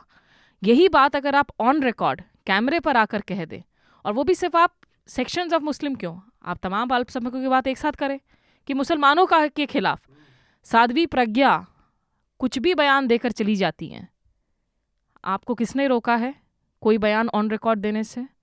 तमाम लोग आकर कहीं मुसलमानों के घर आपने बुलडोज़र कल्चर को आगे बढ़ा दिया है, उसको ठोक पीट कर जो है योगी आदित्यनाथ से लेकर शिवराज सिंह चौहान अपने राज्यों में आज उसको ऐसे बता रहे हैं मानो कि इस देश में जो भी कानून का इंस्टीट्यूशन है वो पूरी तरीके से ढह गया है, इसलिए बुलडोज़र पर ही भरोसा करना होगा।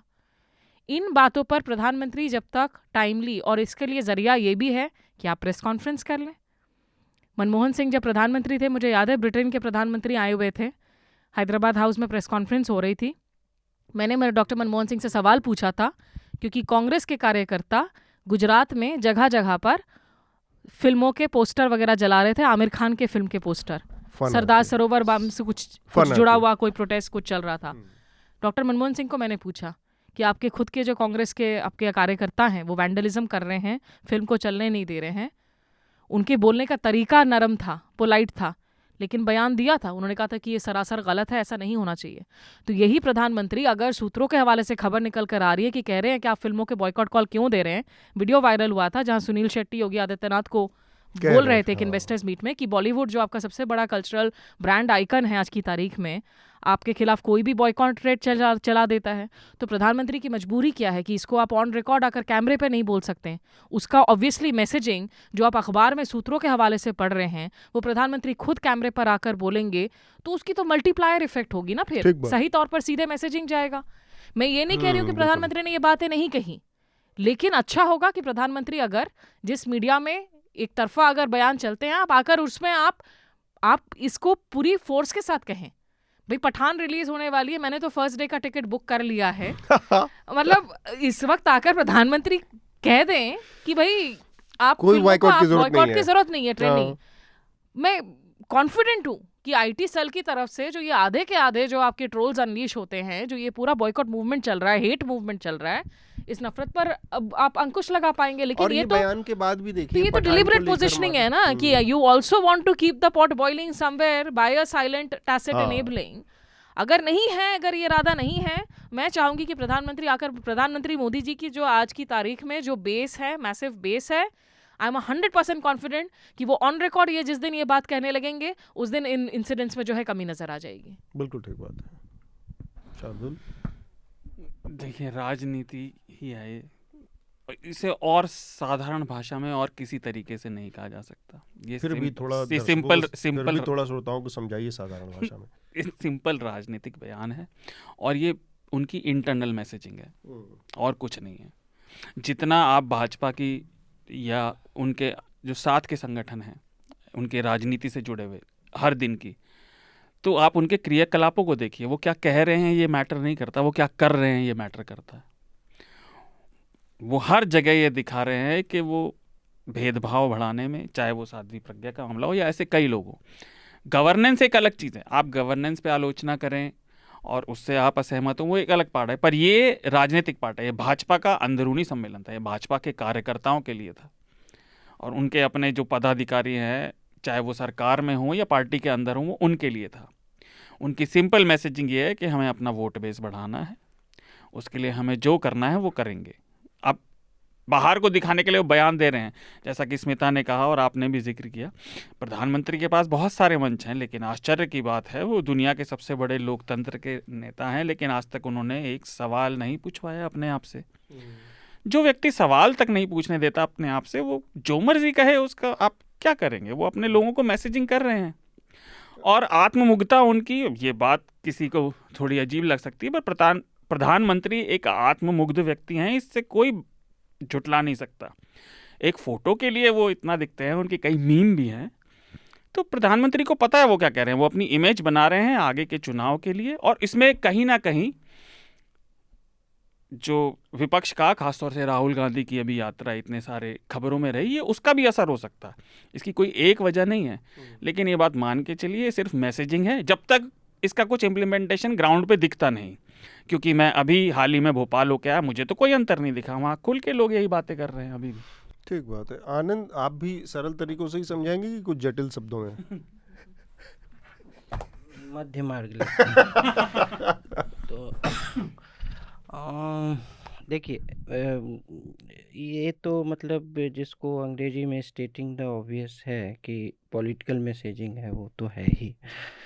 जैसे कि अल्पसंख्यक समुदाय का जो आउटरीच है, जो पिछले वर्ष या उससे पिछले वर्ष जो और भी विस्तृत रूप से अलीगढ़ मुस्लिम विश्वविद्यालय में जो कार्यक्रम हुआ जहाँ प्रधानमंत्री गए थे, उन्होंने इससे भी ज़्यादा कहा था। तो वो तो सार्वजनिक मंच से कहा था। उसका जो कट्टरपंथी हैं, जो इसमें भी जो ज़्यादा कट्टरपंथी हैं, बहुत लोगों ने विरोध भी किया था कि इतना भी नहीं कहना चाहिए था, ये वो वगैरह। खैर वो हटाइए। ये कार्यकारिणी की बैठक, इसके हम लोग जो है इसको यहाँ तक जो है संकुचित करके देखते हैं कि कार्यकारिणी का क्या कार्यकारिणी मकसद? की बैठक जो पिछली हुई थी वो हैदराबाद में हुई थी, तो वहाँ जो पुश था वो साउदर्न स्टेट्स को लेके था, और कई चीज़ों से भाजपा जो है साउदर्न स्टेट्स को लेके उत्साहित है, इसलिए नहीं कि उससे बहुत ही तुरंत कोई गेन होता दिख रहा है, क्योंकि उसको अपोजिशनल स्पेस वहाँ काफ़ी खाली कई राज्यों में दिख रहा है, और वो लंबी पारी है 10 वर्ष 20 वर्ष 25 वर्ष में, वो उसको लेता हुआ दिख रही है। और फिर जो बहुत सारे जो उसका इंटरनल सर्वेज हैं या प्यू रिसर्च सर्वेज हैं या बहुत सारे आंकड़ों को लेकर वो है, वो पिछले बार था। इस बार जो है देखिए, प्रधानमंत्री हमारी पीढ़ी के सबसे सफल राजनीतिक हैं, तो और साथ साथ वो अच्छे ऑर्गेनाइजर भी हैं, तो दोनों करेंट्स चलेगा। तो एक तो है कि राजनीतिक जो है मैसेजिंग एक स्टेट्समैन टाइप से इमेज बिल्डिंग जिसको आप कह रहे थे वो उस तरह का होगा, और उसमें ये भी है कि पिछला साल उनका अच्छा गया है, मतलब कि अगर आंकड़े से देखें तो 70% अप्रूवल रेटिंग अगर वो middle class urban middle class में ही मान लें तो, और जो पेनल्टीमेंट ईयर है 2023 की ये विडम्बना है कि 2023 की अपनी कोई हैसियत नहीं है, 2024 के लिए बनी है। तो इसमें सभी राजनीतिक जो चर्चाएं होंगी वो 2024 तक अंकित, यहाँ तक कि इस साल जो 8 विधानसभा चुनाव ने वो भी 24 के नजरिए से देखे वो भी जो है 2024 की ही सौतन है, तो वो जो है, तो इसकी ये विडम्बना है। तो वो अब जो है, एक तो है कि भाजपा 2-3 चीज़ों, एक तो जो एक ब्रॉड जो हिंदू नेशनलिज्म का है वो जो है वैचारिक रूप से तो एक ब्रॉडर आइडियोलॉजिकल स्ट्रीम है उसका, कि उस पे सभी चीज़ जो है, लेकिन एक है कि जो है वेलफेयर कॉम्पिटिटिव वेलफेयरिज्म में डिलीवरी की, और जो सोशल बेस में ओबीसी या दलित समुदाय में जो सेंध लगा के और ओबीसी में ये सामाजिक विस्तार अपना करना, उसमें जो है, जो अगर कुछ एड ऑन वोट्स जो हैं पासमंदा से आ जाते हैं तो वो मल्टीप्लायर इफेक्ट में वो भी आ जाए, वो है। और जो जहाँ जहाँ जो है राज्य चुनावों में वो अभी भी बहुत डोमिनेंट नहीं है, मतलब राष्ट्रीय स्तर पर है और लेकिन नहीं है, और कुछ राज्यों में उसे लोकसभा में भी चैलेंज मिलने वाला है, जैसे महाराष्ट्र में, कर्नाटक में, बिहार में स्थिति बदल गई है, तो और तो उसको वो कॉम्पेंसेट कई जगह से करना चाहेगी, जैसे तेलंगाना से करना चाहेगी, वेस्ट बंगाल में उसकी पहले जैसी स्थिति नहीं है, तो ये सब चुनौतियां हैं उसके सामने। और इस बार कार्यकारिणी में वो जो स्टेट्समैन टाइप का जो है वो बेसिकली ये है कि वो एक समुदाय का, लेकिन सोशल बेस बढ़ाओ, ब्रॉड ये है कि सोशल बेस बढ़ाओ, जो कमिटेड वोटर है उसके आगे देखो। एक सिर्फ थोड़ा सी चीज़ मैं जोड़ना चाहूँगी अतुल, जो एक और मैसेजिंग का जो लार्जर पहलू है वो इसलिए भी है क्योंकि अगर आप जगह जगह देखें आज की तारीख में, हम तो दिल्ली में हैं, नोएडा में आप चले जाएं, एयरपोर्ट्स में चले जाएं, मदर ऑफ डेमोक्रेसी, लोकतंत्र की माँ, मतलब G20 प्रेसिडेंसी को लेकर जो तमाम जगह पोस्टर्स लगे हैं जिसमें मोदी जी की तस्वीर है, मदर ऑफ डेमोक्रेसी लिखा हुआ है। थोड़ी सी इसमें जब अखबारों में खबरें आ जाती हैं, वो अखबार जो इंटेलेक्चुअल पॉलिसी मेकिंग वाले अखबार होते हैं जो दुनिया भर में पढ़े जा रहे हैं, तो मैसेजिंग जाता है क्योंकि अंदरूनी स्तर पर सरकार को मालूम है कि ऐसे काफ़ी सरकारें पश्चिमी मुल्क हों या दूसरे ऐसे लोकतंत्र हों जो इस बार G20 प्रेसिडेंसी के लिए खैर भारत के साथ कंधा से कंधा मिलाकर खड़े ज़रूर हो रहे हैं, लेकिन अंदर ही अंदर एक हलचल ज़रूर है, एक परेशानी ज़रूर है बढ़ते हुए हिंदू नेशनलिज्म के इस प्रोजेक्ट को लेकर, जिसे वॉच लिस्ट में रखा जा रहा है काफ़ी सारे जगहों पर। और दूसरा ये कि इंडिया के लिए भी जब आप खास करके अगर आप इज़राइल हो, UAE हो, इन सब के साथ जब आप बहुत ज़्यादा क्लोज कोऑपरेशन कर रहे हैं तो कहीं ना कहीं एक बैलेंसिंग आउट की ज़रूरत हो जाती है कि भैया उतना नेगेटिव माहौल नहीं है अल्पसंख्यकों को लेकर, नहीं तो हमारी जो स्ट्रेटेजिक डिसीजंस है उसमें थोड़ी सी उसमें जो है दिक्कत आ सकती है, परेशानी आ सकती है। देखिए अगर हम ये राजनीतिक उससे करें तो सिंपल राजनीतिक मोटिव है, उनकी सीटों में सैचुरेशन आ चुका है, जहाँ जहाँ उन्होंने जीती थी वो 90% से ऊपर सीटें वो जीतते आ रहे हैं। और 2 सरकारों के बाद ये लगभग अवश्यंभावी है कि उनको यहाँ थोड़ा नुकसान ही होगा अब, और उसमें फ़ायदा होने की गुंजाइश नहीं है। तो अपनी सत्ता और उस शक्ति को बचाए रखने के लिए उनके पास क्या रास्ता है? वो बाकी जगहों में हाथ पैर फैलाना, तो उसके हिसाब से वो और मैसेजिंग कर रहे मैं हैं। शार्दुल से अग्री करती हूँ कि वो जो यात्रा के तर्ज पर ना, राहुल गांधी की यात्रा के तर्ज पर, अब आप देखेंगे उस दिन दिल्ली में पैदल चले थे, मुंबई मेट्रो में नजर आ रहे बच्चों के साथ बातचीत करते हुए, थोड़ी सी जो है वो भी अब आपको ऑन दी अच्छा राइज याद नजर दिलाया आएगी। आपने मुझे, ये तो बड़ी दिलचस्प चीज़ लगी कि मैं उस पर सोच भी रहा था कि राष्ट्रीय कार्यकारिणी में का कहीं बैठक हो रही है तो प्रधानमंत्री उसमें पूरा एक मजमा लेके और रोड शो निकालते हुए बारात की तरह से सजाकर पहुंचने के जाने का रास्ते भर सारंगी बज रहा है, मजीरा बज रहा है, ढोल ताशे चल रहे हैं। ये मुझे बड़ा अजीब लगा कि मतलब ये क्या चीज़ था? ये ऐसा कभी ऐसा हुआ कि प्रधानमंत्री, मतलब राष्ट्रीय कार्यकारिणी तो 80 से ही हो रही होगी ना जब और से। जोड़ो वर्सेस माई जोड़ो, वो अभी कंपटीशन होगा हाँ, आने वाले दिनों आनंद, में। ये आपने उस यात्रा को फॉलो किया? हाँ, तो जैसे कि प्रधानमंत्री उत्सव प्रेमी है थोड़ा। हाँ, प्रधानमंत्री मतलब जैसा कि आडवाणी ने कहा था कि अच्छे इवेंट मैनेजर तो हैं ही। तो और लेकिन वो है कि जैसे स्पेक्टेकल जो है, जो सामान्य चीज़ों को स्पेक्टेकल में परिवर्तित कर देना, तो चकाचौंध कर देना एकदम लोगों को। वो है, तो वो उनके जैसे कि क्या है कि आजकल और इस जो सोशल मीडिया का समय है, इसको और सुगम बना दिया है। तो उसमें क्या है कि आप बिना बोले जो है, अगर आप अच्छे इवेंट मैनेजर हैं तो आप बिना बोले जो है बहुत सारा पॉलिटिकल कम्युनिकेशन कर सकते हैं। और साथ में और 24 घंटे वाला वो मीडिया है जो हाँ, वॉल टू वॉल कवरेज दे रहा है, हाँ, घर घर पहुंचा रहा है। तो पॉलिटिकल कम्युनिकेशन कर सकते हैं। और नई दिल्ली में कार्यकारिणी की बैठक है, तो 1-1.5 घंटे के अंदर वो स्पेक्टेकल में तब्दील किया जा सकता है। तो ये तो है कि कॉम्पिटिटिव पॉलिटिक्स में ही है, आपको कौन रोका है, आप भी कीजिए। तो मतलब कि हम तो भाई सत्तारूढ़ हैं, हमारे पास बहुत ताकत है, हम कर रहे हैं। तो यही है कि एक तो है कि आपकी पॉपुलैरिटी बहुत चढ़ी हुई है, 70% अप्रूवल रेटिंग नहीं भी तो मानते हैं कि 60% है, तो चढ़ी हुई है। तो और ये तो भाई ये है कि जो एक अवसर है और वहाँ पिच जो है, तो वो पॉलिटिकल कम्युनिकेशन का कोई मौका छोड़ेंगे नहीं। तो मेरे ख्याल से जो कॉम्पिटिटिव पॉलिटिक्स में सब चीज़ को जायज़ कर दिया गया है। तो एक चीज़ और कभी अतुल, इसकी अति भी हो जाती है, कोई होती है किसी चीज की, एक्सपेक्टेकल का भी एक लिमिट होनी चाहिए। हाँ, इवेंट पर कहने का मतलब कि आपने पॉलिटिकल कम्युनिकेशन को और स्रोत खत्म कर दिए। अब चुनाव हो नहीं रहे हैं, रैलियां हैं नहीं, जनसभाएं हैं नहीं, और अंदर से हिलोरे इच्छा हाँ, ले रही है। वो है कि पॉलिटिकल कम्युनिकेशन करना है, तो एक कोई 26 जनवरी में आपका भाषण होगा नहीं, तो उसमें भी राष्ट्रपति ही मैन ऑफ द मैच रहेंगे। तो वो है कि अब कोई मौका सलासना है ना, नॉन इवेंट को इवेंट कैसे बनाना है, तो ये तो है ना।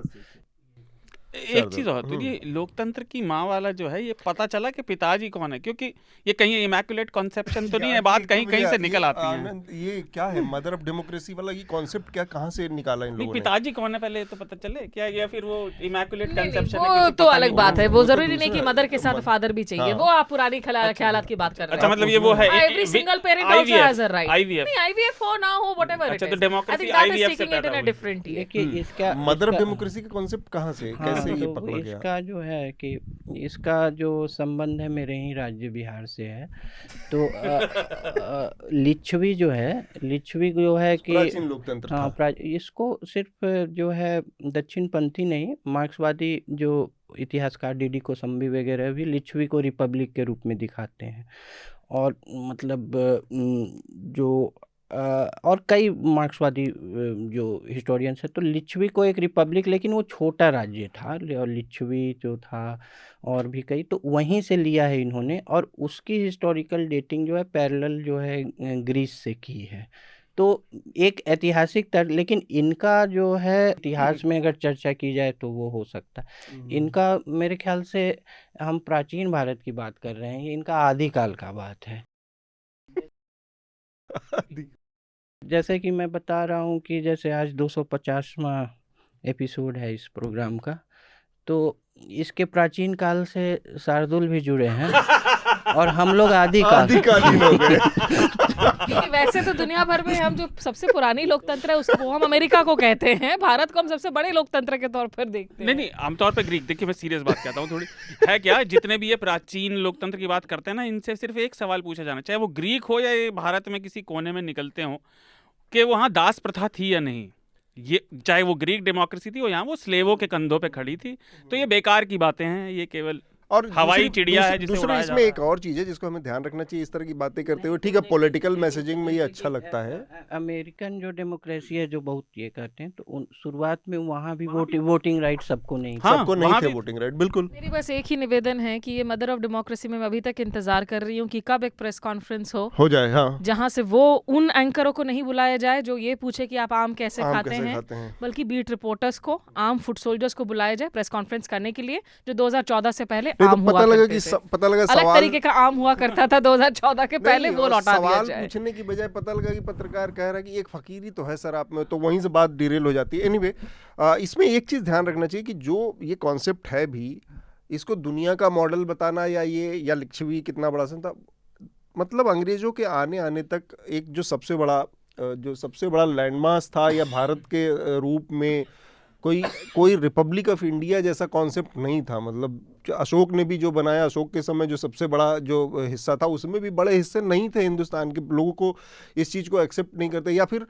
उसके बाद जो सबसे बड़ा भारत का एक झंडे के नीचे आया वो औरंगजेब था। औरंगजेब के टाइम में भी पूरा हिंदुस्तान साउथ में पूरा ऐसा, मतलब साउथ में उसने एक्सपेंड किया लेकिन उतना हिस्सा नहीं था बहुत बड़ा, नॉर्थ ईस्ट और ये वो। तो इन सब चीज़ों को केवल पॉलिटिकल उसमें गिमिक्स में ले जाना और इस तरह की बातें कहना थोड़ा सा अजीब लगता है। और मतलब हंसी आती है कि हर चीज़ हर मौके पर क्यों आपको 3P 4C 4D में बात करनी है। उसी का वो नतीजा कि हमेशा आपको जुमले चाहिए कुछ ना कुछ। जीत रा हाँ। की हो रही है इन दिनों, इसीलिए अतुल समझिए, आप मूड समझिए। तो लगे हाथ हम अब चर्चा को यहाँ पर रोकेंगे और रिकमेंडेशन की प्रक्रिया पूरी करेंगे। बड़ी अच्छी चर्चा हुई आज और 250वां एपिसोड था, तो वीडियो पर पूरा का पूरा एपिसोड ये जा रहा है। और देखा आपने, आनंद, लोग कहते हैं आनंद बहुत धीरे धीरे बोलते हैं और नींद आती है। आज आप लोगों को कुर्सी छोड़ के खड़े हो गए होंगे हंसने के लिए, ये बात की गारंटी है। तो रिकमेंडेशन सबसे पहले स्मिता आपका। एक, चूंकि आपने पाकिस्तान की बात कही थी, पिछले दिनों एक आर्टिकल पाकिस्तान के पूर्व एक सैन्य अफसर हैं air vice marshal Shahzad Chaudhry, उन्होंने जो पाकिस्तान के ट्रिब्यून में एक अपनी लेख लिखी जिसमें बताया कि कैसे भारत की इकॉनमी वगैरह जो बहुत ज़्यादा आज की तारीख में बढ़ गई है और क्यों पाकिस्तान को भारत के साथ रिश्ते सुधारने की ज़रूरत है। वो एक दिलचस्प रीड है। और दूसरा, अभी मैं ये AS दुल्लत साहब की किताब पढ़ रही हूँ, जो हमारे पूर्व स्पाई मास्टर रह चुके हैं, स्पूक मास्टर रह चुके हैं, लाइफ इन द शैडोज़। ये उनकी अपनी जीवन कथा है। इनकी जो एक्चुअली जो पहली किताब थी the Kashmir years, Vajpayee years, वो बहुत बढ़िया किताब थी। हाँ, तो और ये इसलिए इंटरेस्टिंग है क्योंकि अभी तक किसी स्पाई मास्टर ने अपनी जीवनी इस तरह से लिखी नहीं है।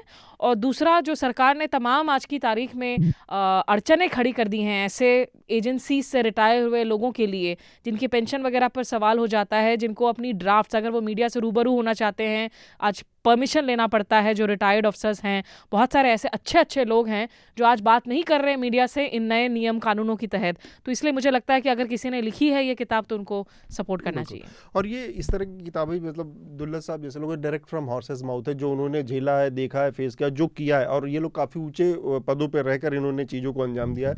तो ऐसी किताबों से बहुत अफसोसनाक बात थी कि वो अगर भारत जोड़ो यात्रा में जुड़ते हैं तो वो लगातार अटैक्स आप उनके खिलाफ, उनके किए हुए कामों को आप भुलाकर, क्योंकि उन्होंने जो काम किया था वो वाजपेयी साहब के दौर में काम किया था, उन पर अटैक कर रहे हैं, तो आप वाजपेयी साहब के दौर पर भी जो आप सवाल निशान खड़े कर रहे हैं। और दूसरा एक चीज़ है कि ये इसको कैसे आप देख सकते हैं, मसलन आप केवल सत्ता में बाहर रहने और सत्ता में अंदर रहने की नज़र से देख रहे हैं, तब तो आप इसका कोई जवाब नहीं दिया जा सकता। वरना प्रधानमंत्री जहाँ जो हमारे हैं, या हमारी जो भारतीय जनता पार्टी की जो केंद्र में सरकार है, उसमें 50 ऐसे लोग हैं जो बहुत ही ज़बरदस्त ब्यूरोक्रेट के रूप में, एस जयशंकर हों, चाहे वो वीके सिंह हो जो आर्मी चीफ रहे, आर के सिंह हैं जो कि हमारे चीफ सेक्रेटरी होम रहे। तो बड़े बड़े पदों पर जो लोगों ने काम किया वो सरकार के साथ मिलके, तो सरकार क्या पार्टी के साथ मिलके काम कर रहे हैं।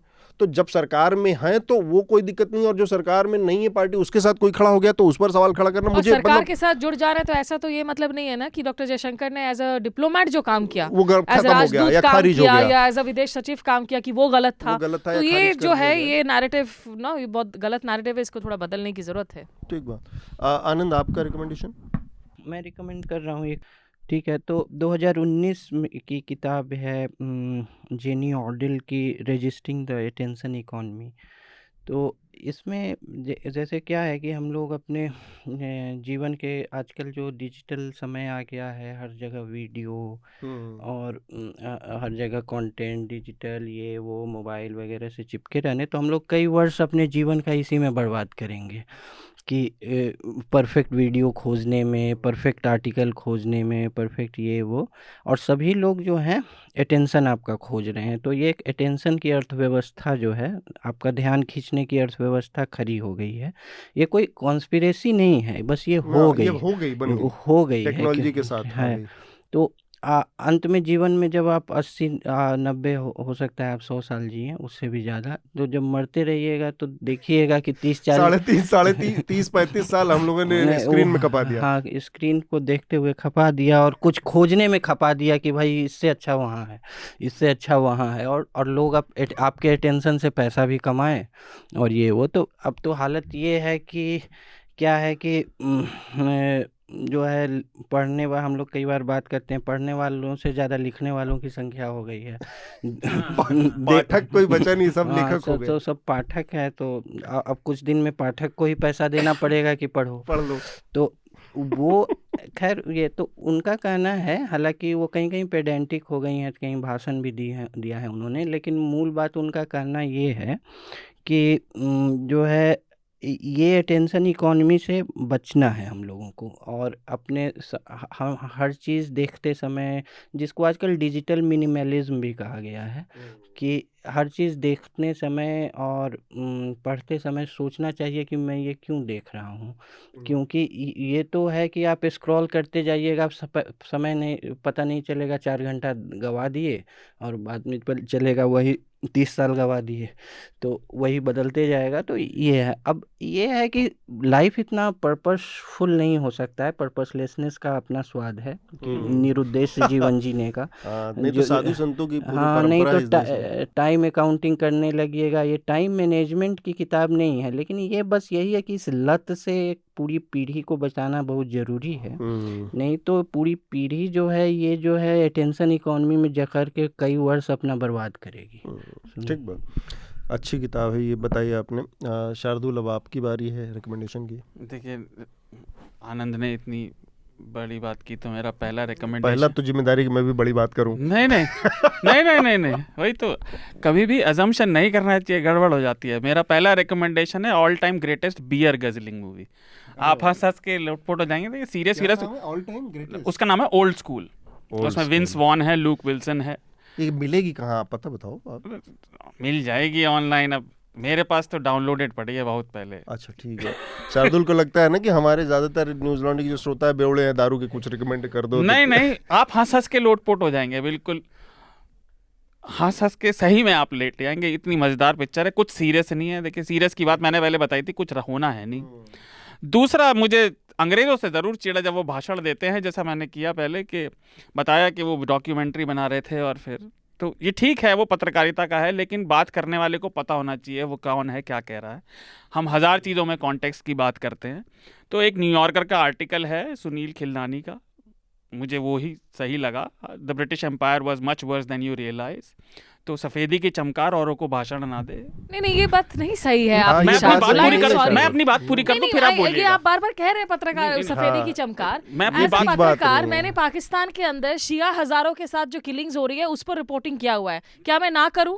क्योंकि इंडिया में अल्पसंख्यकों के साथ जो हो रहा है, reporters are supposed to report beyond borders. Let's support each other, let's not do this यार। मैं अपना विचार रख रहा हूं, आप उससे लेकिन बिल्कुल मैं असहमत disagree हो करती सकती हूं, हैं। मैं बिल्कुल असहमत हूं, मैं कह रही हूं मैं बात तो आपको। पूरी कर लूं। तो जब भी अंग्रेज, खास तौर से ब्रिटिश एम्पायर, दूसरों को भाषण दे, तो उसे ध्यान रखना चाहिए कि वो नस्लवाद की रेसिज्म। अरे भाई कोई ये चीज भाषण है ये नहीं भाषण यार, है ये नहीं, डॉक्यूमेंट्री एक है सेकंड, ऑन इंटरनल एक तो ये केबल्स। भाषण नहीं है और दूसरी बात ये ब्रिटिश सरकार का नहीं कुछ है। ये डॉक्यूमेंट्री फिल्म है, एक इंटर्नल ब्रिटेन की रिपोर्ट है ब्रिटेन जो अभी तक सरकार- जारी ब्रिटेन नहीं की हुई थी, इंटरनल पब्लिक हुई रिपोर्ट आई है, है। उसको पैक करके आपने बनाया है। भाषण कैसे हो गया यार ये? हाँ है कि इसमें जो ब्रिटेन के आपकी प्रधानमंत्री रीडिंग ही एकदम गलत है। अगर किसी ये गलत सही कौन डिसाइड करेगा? मैं अपनी बात पूरी करूं? अरे, एक मिनट। हाँ।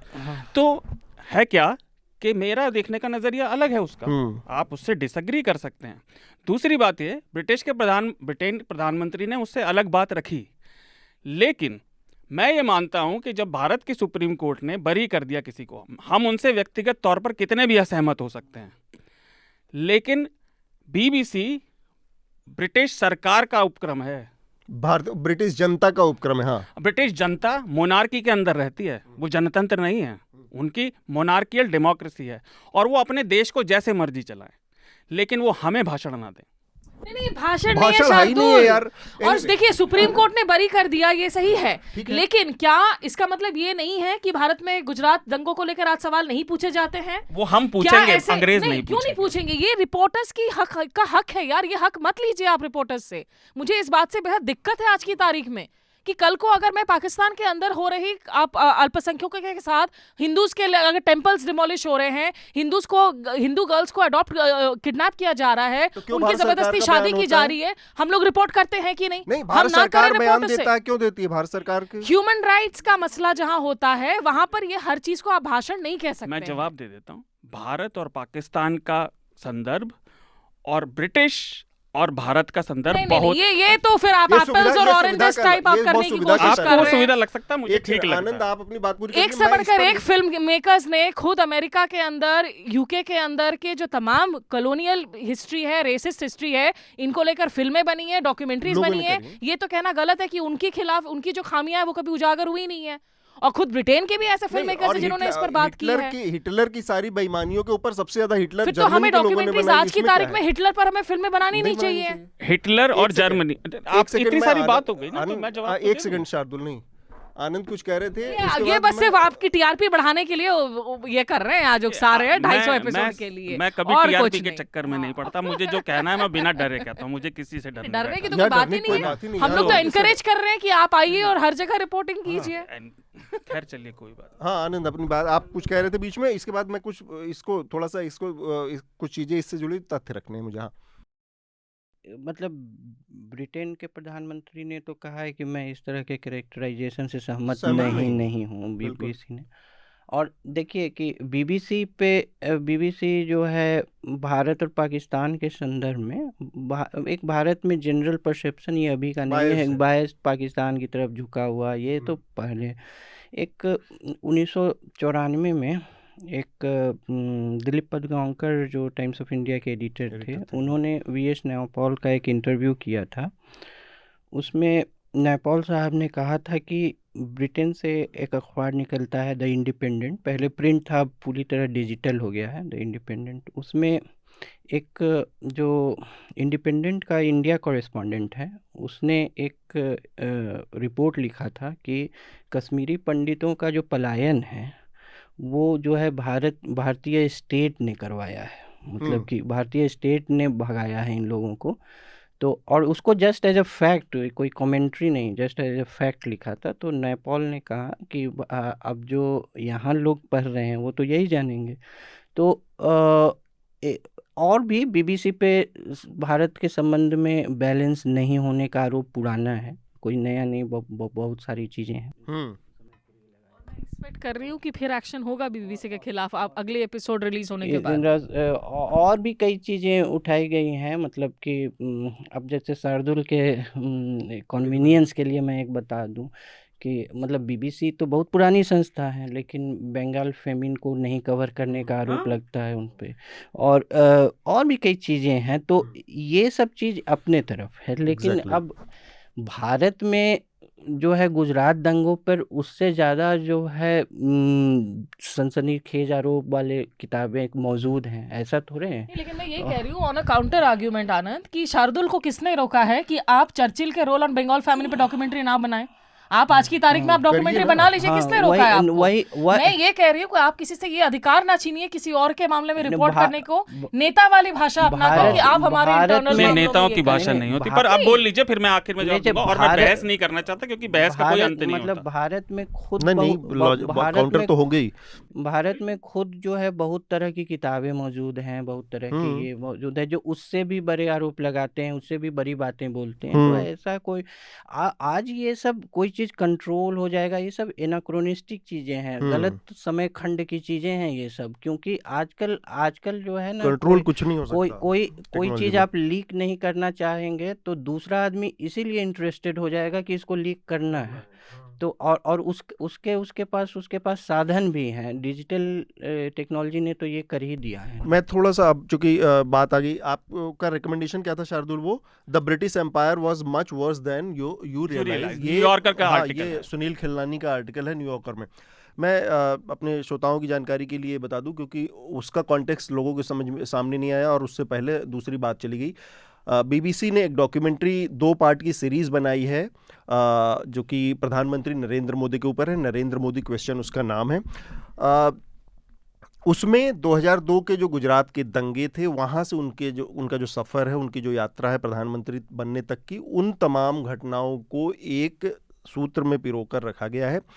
और वो डॉक्यूमेंट्री ब्रिटिश सरकार की एक इंटरनल रिपोर्ट थी जो अब पब्लिक हुई है, उसको बेस बनाकर उन्होंने उन जानकारी को, और उसमें उस समय के जो ब्रिटिश गवर्नमेंट के बड़े अधिकारी थे, जिसमें जैक स्ट्रॉ और विदेश सचिव थे जैक स्ट्रॉ, और एक डिप्लोमेट है जिनका उन्होंने नाम नहीं लिया है। हाँ, जो अनोनिमस है। अब उसमें वो डॉक्यूमेंट्री बनी है, वो एक जर्नलिस्टिक वर्क है बीबीसी का। जर्नलिस्टिक पैमाने पर बीबीसी की उस डॉक्यूमेंट्री की जितनी भर्त्सना कर सकते हैं, जितना क्रिटिसिज्म कर सकते हैं, जितना क्रिटिक कर सकते हैं, मैं सभ्य शब्दों में कहूँ जो कि होता है कि आर्ट वर्क का क्रिटिक होता, वो कर सकते हैं। इसको इस चीज़ से जोड़ना अननेसेसरी, उसको एक स्पिन देना कि ब्रिटिश सरकार, उसकी वाइट सुप्रीमेसी और उसका कॉलोनियल अतीत, उसमें क्या हुआ, उसकी वजह से ये डॉक्यूमेंट्री है तो इसलिए उनको हक नहीं है, ये अननेसेसरी चीज़ों को एग्जैजरेट करके गैर वाजिब तरीके से 2 अलग अलग घटनाओं को जोड़ने की बात है। इससे बचना चाहिए। कौन किसके ऊपर क्या बोले क्या नहीं बोले, ये इस तरह का ये तर्क देने से बचना चाहिए। क्योंकि अगर ऐसा हुआ तो ब्रिटेन में, यूरोप में, अमेरिका में जितनी सारी एट्रॉसिटीज़ हुई होंगी, चाहे वो अफ्रो अमेरिकन है या दूसरी और कम्युनिटीज़ हैं, उनके खिलाफ बोलने के अधिकार से आप बाकियों को वंचित कर रहे हैं। तो इस हाइंडसाइट, इस सोच को ध्यान में रखकर इस तरह का कोई तर्क देना चाहिए कि उनको किस पे हक है बोलने का। और दूसरी बात, ये उस मोनार्की, उस सरकार का वो नहीं है, व्यू है। ये बीबीसी की एक जर्नलिस्टिक, जो कि एक सरकार का पब्लिक ब्रॉडकास्टर है, बट वहाँ की जनता, पब्लिक मनी से चलने वाला एक ब्रॉडकास्टर का इनिशिएटिव है। एज अ जर्नलिस्ट हमको उसको जर्नलिस्टिक पैमाने पर परखना चाहिए, कसना चाहिए। ये मेरा लॉजिक है और लोगों को कॉन्टेक्स्ट देने के लिए ज़रूरी है, क्योंकि हम बहुत सारी बातें कर गए, शुरुआत में लोगों को समझ में ही नहीं आएगा कि ये कहाँ से बात शुरू हुई, क्यों शुरू हुई। आखिरी बात, मैंने वजह नहीं कहा, मैंने कहा हर किसी का कॉन्टेक्स्ट होता है। मैंने नहीं कहा उन्होंने इस वजह से बनाई है, लेकिन हर व्यक्ति, हर व्यवस्था का कॉन्टेक्स्ट है और उसके पीछे इसका लंबा इतिहास है। इसीलिए मैं कह रहा था वो कॉन्टेक्स्ट ज़रूरी है। मेरी नज़र में हो सकता है औरों की में ना हो, हमारे मत भिन्न हो सकते हैं, उसमें कोई गलत बात नहीं है। दूसरी चीज़, बीबीसी ने कभी चर्चिल के खिलाफ नहीं बनाई। चर्चिल और हम बनाएंगे ना, ये हमारा काम है ना। मैं बात पूरी कर लूँ, ये हमारा काम है। चर्चिल के ऊपर, चर्चिल ने कुछ गलत किया है जो सब यहाँ तो मेरे ख्याल से सारे लोग एक मत होंगे। बनाएगा कौन, कब बनाएगा, ये निर्भर करता है। इसका अगर हम आत्मावलोकन की बात कर रहे हैं तो वो चर्चिल को पेडेस्टल पर बिठाते हैं, आलोचना तो बहुत दूर की बात है। चर्चिल और हिटलर में कुछ ज़्यादा अंतर नहीं है। दूसरी बात, तीसरी बात, आखिरी, ये वही ब्रिटिश जनता है जिसने थोड़े ही समय में, जब औपनिवेशवाद अभी पूरी तरह से ख़त्म भी नहीं हुआ टेक्निकली, उनके यहाँ लोग आने शुरू हुए, तो उन्होंने ब्रेग्जिट कर चुके हैं वो 2016 में। और ये व्यवस्था कैसी है, तो आप एक रिपोर्ट, अगर चाहे मैं अगले हफ्ते रिकमेंड करूँगा, मुझे याद नहीं है। ब्रिटिश पुलिस ने सिस्टमेटिकली सेक्सुअल असॉल्ट्स को इग्नोर किया, तो वो अपनी व्यवस्था पे ध्यान दें और वो भाषण रिपोर्ट है ना। हाँ? रिपोर्ट है ना। हाँ? रिपोर्ट है ना। हाँ? किसने की है?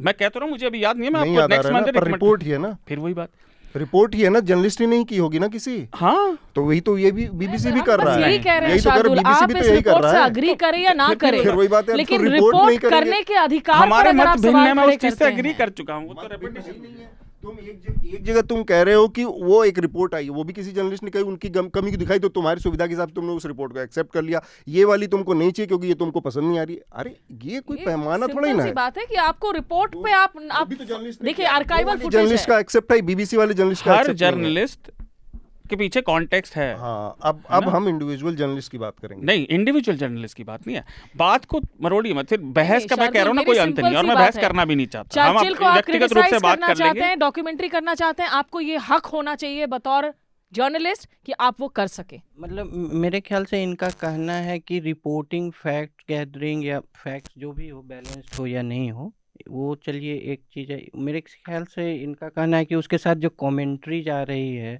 और उसके साथ जो मैं कह रहा हूँ हर चीज के साथ संदर्भ जाता है, आप संदर्भ से विच्छेद करके लोग चीजों को नहीं देख इनका सकते। कहना है कि उसके साथ कमेंट्री जो जा रही है उसमें कुछ मतलब वो, क्योंकि मैंने देखा नहीं है मैंने तो भी नहीं अब मैं बता रहा हूँ, मैंने देखा है और उसमें क्या कमेंट्री है क्या नहीं है। जब आधा लोगों ने नहीं देखा है तो उस पर देख के उस पर हम बात करें। एक चीज़ इसको यहाँ खत्म करें। दूसरी बात ये कि हमारे यहाँ इसी तरह की बहसें होती हैं जब एक फिल्म वाले के ऊपर कोई नेता उल्टी सीधी बिना देखे फ्रिंज एलिमेंट, छोटे छोटे ग्रुप्स, एक्सट्रीमिस्ट ग्रुप फतवा जारी कर देते हैं, तोड़फोड़ कर देते हैं, बकवास शुरू हो जाती है, दूसरे लेवल पर चलती है। एक आदमी ने भी नहीं देखा होता है तो पहले हम लोग देख लें, फिर उसके बाद कंटेंट पे बात करें तो ज़्यादा बेहतर होगा।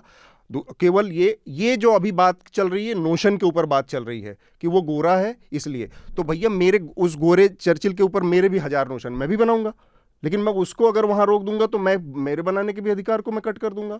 सिंपल सी बात है। तो मतलब शार्दुल के अलावा कोई नहीं कह रहा है, वो भी हाँ। कह रहे हैं कि नहीं, वो भी पता नहीं। मैं ये नहीं कह रहा था, नहीं, नोशन पे बात नहीं होनी ये चाहिए। समझ का फर्क है, मैंने नोशन पे बात नहीं की। इस दुनिया का इतिहास है और उसका सबका अलग अलग शार्दुल, जब आप वो देख लेंगे ना रिपोर्ट, आपको पता चलेगा कि ये सफेदी के चमकार वाले कॉन्टेक्स्ट से नहीं है। हाँ। मैंने बहुत रिपोर्ट देखी है, आप ये मत समझिए मैंने नहीं देखा। आप इसके पीछे अरे भाई ये बात अलग है कि मैं अब ये प्रेमचंद कहे कि मैंने 1000 कहानियां पढ़ी इसलिए मुझे उस कहानी को बिना पढ़े उसका रिव्यू करने का अधिकार है, तो ये गलत तर्क हो जाएगा। मैं बहस में नहीं पढ़ता, मैंने अपनी बात रख दी है। चले अब ये चलता रहेगा बहस, मुझे ट्रैफिक की चिंता होने लगी है। तो अब मेरा आखिरी रिकमेंडेशन बचा है, मैं अपना दे दूं और उसके बाद इस चर्चा को यहीं रोकेंगे। तो मैं ये डॉक्यूमेंट्री रिकमेंड करूंगा कि आप सारे लोग देखें और उसके बाद अपनी राय बनाएं। कि एक डॉक्यूमेंट्री बनी है भारत के प्रधानमंत्री के राजनीतिक करियर के ऊपर है और उसमें कुछ अंदरूनी बातें हैं, बहुत सारी घटनाएं हैं। उन घटनाओं को एक दूसरे से जोड़कर कुछ बताने की, एक निष्कर्ष देने की कोशिश है। वो जो निष्कर्ष है उससे आप सहमत हैं असहमत है, वो आपका सबका अपना अपना एक इंडिविजुअल का अधिकार है, पर वो डॉक्यूमेंट्री देखें तब राय बनाएं। इसका दूसरा पार्ट अभी आना बाकी है। मेरा दूसरा रिकमेंडेशन है जो कि हमारा एनएल सेना प्रोजेक्ट इस समय चल रहा है जोशीमठ के ऊपर। जोशीमठ, उसके आसपास के इलाकों में रुद्रप्रयाग, कर्णप्रयाग, तमाम जगहों पर ज़मीन धंस रही है, वहाँ पर बसावटें जो हैं उनको विस्थापित होना पड़ रहा है, शहर के ऊपर खतरा है। हृदय जोशी हमारे लिए ये रिपोर्ट कर रहे हैं ग्राउंड से, और हमारा ये एनएल सेना प्रोजेक्ट के तहत एक लंबी पूरी सीरीज़ है जो आगे चल रही है। इसके 2 पार्ट पब्लिश हो चुके हैं। तो ये मेरा दूसरा रिकमेंडेशन है। चर्चा में आज हम यहीं पर रुकेंगे और आज की चर्चा थोड़ी मसालेदार है क्योंकि ये 250वां एपिसोड है, तो तड़के के साथ मजा लीजिए। नहीं देखिए, इन्होंने कहा है, और तभी तो मैं कह रहा हूँ कि देख के निर्णय किया जाए फिर ना, तो फिर हम इस पर एक बार अगली बार फिर बहस करेंगे। जब देख लिया जाएगा तब बात होगी। बहुत बहुत शुक्रिया आनंद, शार्दुल और स्मिता चर्चा में शामिल होने के लिए। Thank you so much. और ये 250 आपका एपिसोड जो है, इसको 500 एपिसोड तक आप लेकर जाएं। थैंक यू सो बिना मच। केक के नहीं। हाँ, हमारे please। सभी सब्सक्राइबर्स को धन्यवाद Thank you so और कभी much। बहस में ना पड़े। और पूरी टीम का आई थिंक धन्यवाद, जो लोग आपके साथ मिलकर पर्दे के चंचल पीछे और काम अनिल, कर रहे होते हैं। चंचल और अनिल हमारे प्रोड्यूसर और साउंड रिकॉर्डिस्ट हैं, इन लोगों को भी बहुत बहुत धन्यवाद।